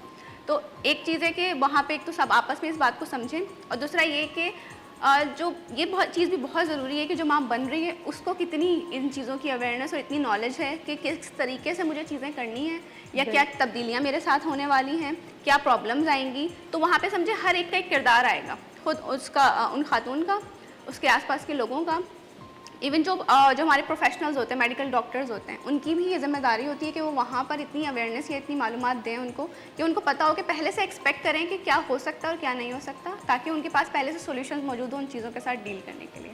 तो वहाँ पर हम इस तरीके से इस सिचुएशन को पूरा डील कर सकते हैं और संभाल सकते हैं। और उन लोगों से किस तरीके से उनको जवाब दिया जाए। अक्सर अगर आप बीइंग अ मदर सही कर रहे हो अपने बच्चे के साथ, आपको पता है कि जो मैं कर रही हूँ वो सही है उसकी हेल्थ के लिए, उसके लिए, और कोई आके बार बार आपको पुश कर रहा है कि नहीं यार यूँ करो, तुम यूँ सही नहीं कर रही है ये, क्योंकि हाँ कोई भी माँ अपने बच्चे के साथ गलत नहीं कर सकती। तो उन लोगों को किस तरीके से ट्रीट किया जाए। मेरे ख्याल से शबनी साहब वो लोग भी तो अपने तजुर्बे ही शेयर कर रहे होते हैं ना, क्योंकि जब एक छोटे बच्चे का मामला होता है मेरे ख्याल से कभी कभी आप सही कह रही हैं, लेकिन मेरे ख्याल से कभी कभी जो नई नौजवान नस्ल की जो माएँ होती है वो कभी ओवर कॉन्फिडेंट भी होती हैं कि नहीं हमें पता है, हमने इंटरनेट पे देखा हुआ है। और जो हमारे वालिदैन होते हैं या जो सास होती हैं उन्होंने मेरे ख्याल से उन्होंने तजुर्बे से ही बच्चे बड़े किए हुए होते हैं। देखो देखिए, तजुर्बा बहुत ज़्यादा काउंट करता है। ज़ाहिर है जो बाकी तजुर्बेकार लोग हैं वो मशवरा दे रहे हैं, तो अब वहाँ पे देखना होता है कि उस मशवरे की ज़रूरत है या नहीं। ज़रूरत है तो डेफिनेटली उसको लेना भी चाहिए, क्योंकि वहाँ पे हेल्प होगी उनकी। लेकिन वहाँ जहाँ पे लगता है कि नहीं बहुत ज़्यादा हो रहा है और अब ये मशवरे ज़रूरत नहीं है इनकी, तो वहाँ पे फिर उसको कम्युनिकेट किया जाए। मेरे ख्याल से कोई भी अगर आपको मशवरा दे रहा हो ना तो पूरी जिम्मेदारी उस पर डाल दो, फिर वो दोबारा कभी मशवरा नहीं। एक तो पहले और अब में ना बहुत डिफरेंस अक्सर ये आ गया कि पहले जो है ना एक लंगोटों का दौर होता था फॉर एग्जांपल, और अब डायपर्स का दौर आ गया। तो अक्सर जो पिछले पुरानी सोच के लोग होते हैं ना लंगोटिया यार जी है ना, उस टाइम पे जो दोस्त होते थे। जी हाँ, तब पैम्पर डायपर यार तो जो है ये बड़ा इशू आता है। दूसरा मदर फीड और टॉप फीड पे बड़ा इशू आता है स्टार्टिंग में, बिल्कुल कि कभी मदर्स के साथ इशू होता है, वो नहीं दे पा रही होती, नहीं कर पा रही होती उस चीज़ से, टॉप फीड दे रही होती, उस पर हर बंदा क्रिटिसाइज करने आ जाता है कि तुम तो जानबूझ के यूं कर रही हो, तुम तो वो एक मेंटल कर रही हो बच्चे के साथ। एग्जैक्टली, वो एक मेंटल टॉर्चर होता है, ठीक है। तो क्योंकि I have been through this, तो मेरे साथ ये रहा, तो मुझे बहुत ज़्यादा मैं मेंटली टॉर्चर हुई थी, जिसकी वजह से मैंने अपनी सेकंड बेबी को सफ़र करवाया था और उसके बाद उसका वेट ड्रॉप होना शुरू हुआ और मुझे उसको वही बॉटल फीड देना पड़ा। तो ये बड़ा इशू आता है कि आप फिर क्योंकि आपको नहीं समझ आ रहा होता ना, क्योंकि 10 लोग आपसे बातें कर रहे हैं, तो ये चीज़ लोगों को अवेयरनेस होनी चाहिए कि यार एक नई माँ है, वो 10 तरीके की चीज़ों से गुजर रही है, तो उसको हम और ना परेशान करें अपने एंड से। बिल्कुल बिल्कुल, देखिए जैसे आपने कहा कि कोई भी माँ नहीं चाहेगी कि बच्चे का नुकसान हो, तो वो जो कर रही हैं उनके साथ वो उनकी भलाई के लिए ही कर रही हैं। और जाहिर है जैसे आपने कहा कि टॉप फीड, अपनी फीड जो होती है उसमें प्रॉब्लम्स आ रही होती हैं, तो वहाँ पे बाकी लोगों को ये चीज़ बहुत समझना ज़रूरी होता है कि जानबूझ के नहीं कर रहे, ये ऐसा हो रहा है। हमारे यहाँ हर इल्ज़ाम डाल देते हैं कि शायद तुम ही जानबूझ के कर रही हो, तो वहाँ पर ये भी सोच तब्दील होने की ज़रूरत है। आई थिंक एक तो कॉन्स्टेंटली जो हमारी फैमिलीज में होता है ना कि अब लड़कियां अपनी अम्मी की बात में और सास की बात के अंदर बहुत ही ज़्यादा कन्फ्यूजन का शिकार हो होती जाती है। हैं। अब देखिए हर इंसान मेरे ख्याल से एक नेचुरल प्रोसेस है कि अपनी माँ को हर इंसान ज़्यादा ट्रस्ट करता है, लेकिन अब आपको पता है जो ससुराल वाले होते हैं वो कहते हैं नहीं बच्चे पे हमारा ज़्यादा हक है, हमारी औलाद है, तो आई थिंक वो लड़कियाँ इस भी डिप्रेशन को असल मैं कोप बताऊँ करती यहाँ पे हैं। मेजर डिफरेंस कहाँ आता है। एक माँ जो होती है ना वो अपनी औलाद को देख रही होती है, सही है, और एक सास जो होती है ना वो अपने बेटे की औलाद को देख रही होती है। यहाँ क्लैशेस आते हैं क्योंकि माँ देख रही है कि मेरी बेटी किस तकलीफ से गुजर रही है उस बच्चे के लिए, माँ को अपनी बेटी के लिए दर्द हो रहा होता है, तो वो माँ उस हिसाब से मशवरे दे रही होती है कि यार मेरी बेटी भी सफ़र ना करे। और एक सास जो होती है ना वो कहती है नहीं यार मेरा पोता पोती जो है वो अच्छे से परवान चढ़े, तो वो वहाँ क्लैश आ जाता है, वो बहू की फिजिकल कंडीशन को नहीं समझती। तो ये बहुत ज़्यादा मेजर इशू है हमारी सोसाइटी में, तो इस चीज़ का भी कुछ हल होना चाहिए। आप बताइए। डिप्रेशन का हाँ एक्सटर्नल फैक्टर्स हैं ये। बिल्कुल, ये देखिए ये सारे फैक्टर्स हैं जो कि इसकी वजूहात में शामिल हो जाते हैं। हाँ। ये छोटी छोटी चीज़ें जो काउंट कर रही होती हैं, तो वहाँ पे हर चीज़ को हम वहीं पे ले जाके जोड़ते हैं कि एक तो सबकी प्रेगनेंसी का जो एक तजुर्बा होता है वो मुख्तलिफ होता है, उसके बाद का भी तजुर्बा हर एक के लिए मुख्तलिफ है। तो वहाँ पे ये भी समझना ज़रूरी है कि वो जो खातून है हम उसको एक इंडिविजुअल, एक फ़र्द के तौर पर देखें कि वो किस चीज़ से गुजर रही है और उस हिसाब से उसकी मदद करें अगर मदद करना चाह रहे हैं तो ये ज़रूरी है। आपने तैयबा को इतना कंफ्यूज कर दिया कि तैयबा आप कहेंगे आप शादी मत करें, ना रहेगा बांस ना बजेगी बांसुरी, तो लिखा कि आप इतना ज़्यादा कहाँ मुझे ले गई, मैं क्या बात कर रही हूँ। दरअसल बात ये सर, ये वो सवाल आते हैं जो शेफुनिसा ये सवाल हर लड़की के दिमाग में। जी एग्जैक्टली, आप क्योंकि बिल्कुल हर सही बंदा फेस कर रहा है इस चीज़ को, सफ़र कर रहा है, और ये बहुत मेजर बात है जिसको हम सोचते भी नहीं है कि हम वो इसको बिल्कुल आपने जैसे कहा ना कि हम सोच ही नहीं रहे होते, हम काउंट ही नहीं कर रहे होते कि अच्छा ये भी वजह हो सकती है। जी सुनने में छोटी बात लगती है लेकिन इसका इम्पैक्ट बहुत बड़ा होता है। अच्छा एक बड़ा प्रॉब्लम वो भी तो होता है ना कि कभी कभी फैमिली के अंदर कुछ और भी माँ से ज़्यादा माएँ जो बन जाती हैं, आप उनसे भी तो कि भाई रिलैक्स हो जाओ। हाँ। ये भी तो होता है ना फैमिली के अंदर। बिल्कुल 100% होता है, और सबसे ज़्यादा मुझे फील होता है कि वो जो सी सेक्शन मॉम्स होती हैं ना वो ज़्यादा सफ़र कर रही होती हैं डिप्रेशन को, क्योंकि वो एक अपनी फिजिकल चेंजेस बहुत ज़्यादा हो रहा होता है, पेन में होती हैं ऑब्वियसली स्टिचेस के, फिर एक अचानक से बेबी को बिल्कुल आपने देखना पड़ रहा होता है, रात में जाग रहे हैं, नींद नहीं हो रही है, बहुत सारे फैक्टर्स होते हैं, तो मेरे ख्याल से ये सब जो है मिल के डिप्रेशन की तरफ ले जाते हैं इंसान। बिल्कुल ऐसा ही है। हाँ, लेकिन अगर तैयबा कोई खातून है जो फ़र्ज़ करें शादी करके बाहर चली गई हैं और वहाँ पे उनके पास कोई भी रिश्तेदार नहीं है सिवाय हस्बैंड के, और वो you know she is bringing up a child, उनका बच्चा हुआ है अभी, उनको तो होगा ये वाला डिप्रेशन, इस डिप्रेशन से गुजरना, बॉडी की चेंजेस, हार्मोनल चेंजेस, अगर कोई इस तरह की सिचुएशन में वो डिप्रेशन से कैसे कोप करे? हाँ देखिए डिपेंड करता है, ज़रूरी नहीं है कि हो भी सकता है, क्योंकि वहाँ पे अगेन वही बात आती है कि हमारा एक कल्चर डिफरेंट है, वहाँ एक अलग कल्चर में जाके एडजस्ट होना होता है। तो एक चीज़ बहुत ज़रूरी जो होती है वो सोशल सपोर्ट ही होता है कि ठीक है अभी यहाँ पर जो मौजूद है उनके पास से कैसे हमें ये सोशल सपोर्ट मिल सकता है और किस तरीके से हम इनकॉर्पोरेट कर सकते हैं इस माहौल में, और साथ साथ इन चेंजेस के साथ कैसे एडजस्ट करेंगे। तो वहाँ पे फिर डेफिनेटली अपना आप भी एक बहुत इंपॉर्टेंस रखता है कि हम किस तरीके से उस चीज़ को गुजार रहे हैं। सर मैं एक बात बोलूँगी यहाँ पर, जो बाहर अकेली औरतें होती हैं ना जिनके रिश्तेदार नहीं होते, उनको डिप्रेशन नहीं होता होगा, क्योंकि असल वजह ही नहीं है। शेफुनिसा मैं आपको सच बता रहा हूँ, कहते हैं ना दूर के ढोल सुहाने जी। अगर आप बाहर रहें ना, जैसे मैं बहुत दफ़ा मैं पहले भी बाहर रह रहा था काफ़ी अर्से तक, आपको बाहर ज़्यादा डिप्रेशन होता है, आपको पता है एक ब्लेसिंग है कि आप अपने घर वालों के के साथ साथ रह रहे हैं। करीब में रह रहे हैं। इसके एक अलग बेनिफिट्स हैं। बाहर आप जाएं ज़रूर, 1 महीना 2 महीना रह कर आए तो आपको अंदाज़ा होता है कि बाहर एक अकेलपन, आपकी पूरी फैमिली भी बाहर होना तो एक अकेलपन होता है। पाकिस्तान अल्हम्दुलिल्लाह बड़ी ब्लेसिंग है कि यहाँ हर कोई किसी न किसी तरह आपके दर्द में शरीक हो जाता है।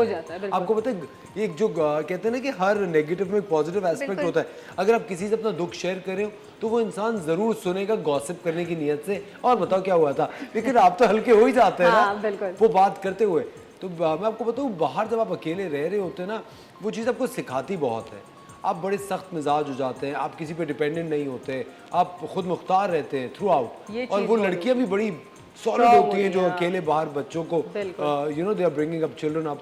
लेकिन एक जो चीज़ मुझे होती है ना कि यहाँ पे आप होते हैं, आपके रिश्तेदार हैं, घर वाले, साइकेट्रिस्ट हैं, आप किसी से भी बात कर सकते हैं। और वो जो आपके कल्चर का, आपकी शहर का साइकोलॉजिस्ट होगा, वो आपको ज़्यादा समझेगा बनस्बत उसके कि जो एक दूसरे बिल्कुल मुल्क अलग। का होगा। Tayyaba, thank you so much for taking time out.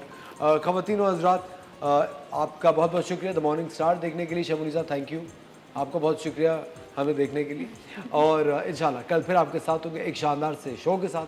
अपना बहुत ख्याल रखिएगा। खुदा हाफ़िज़।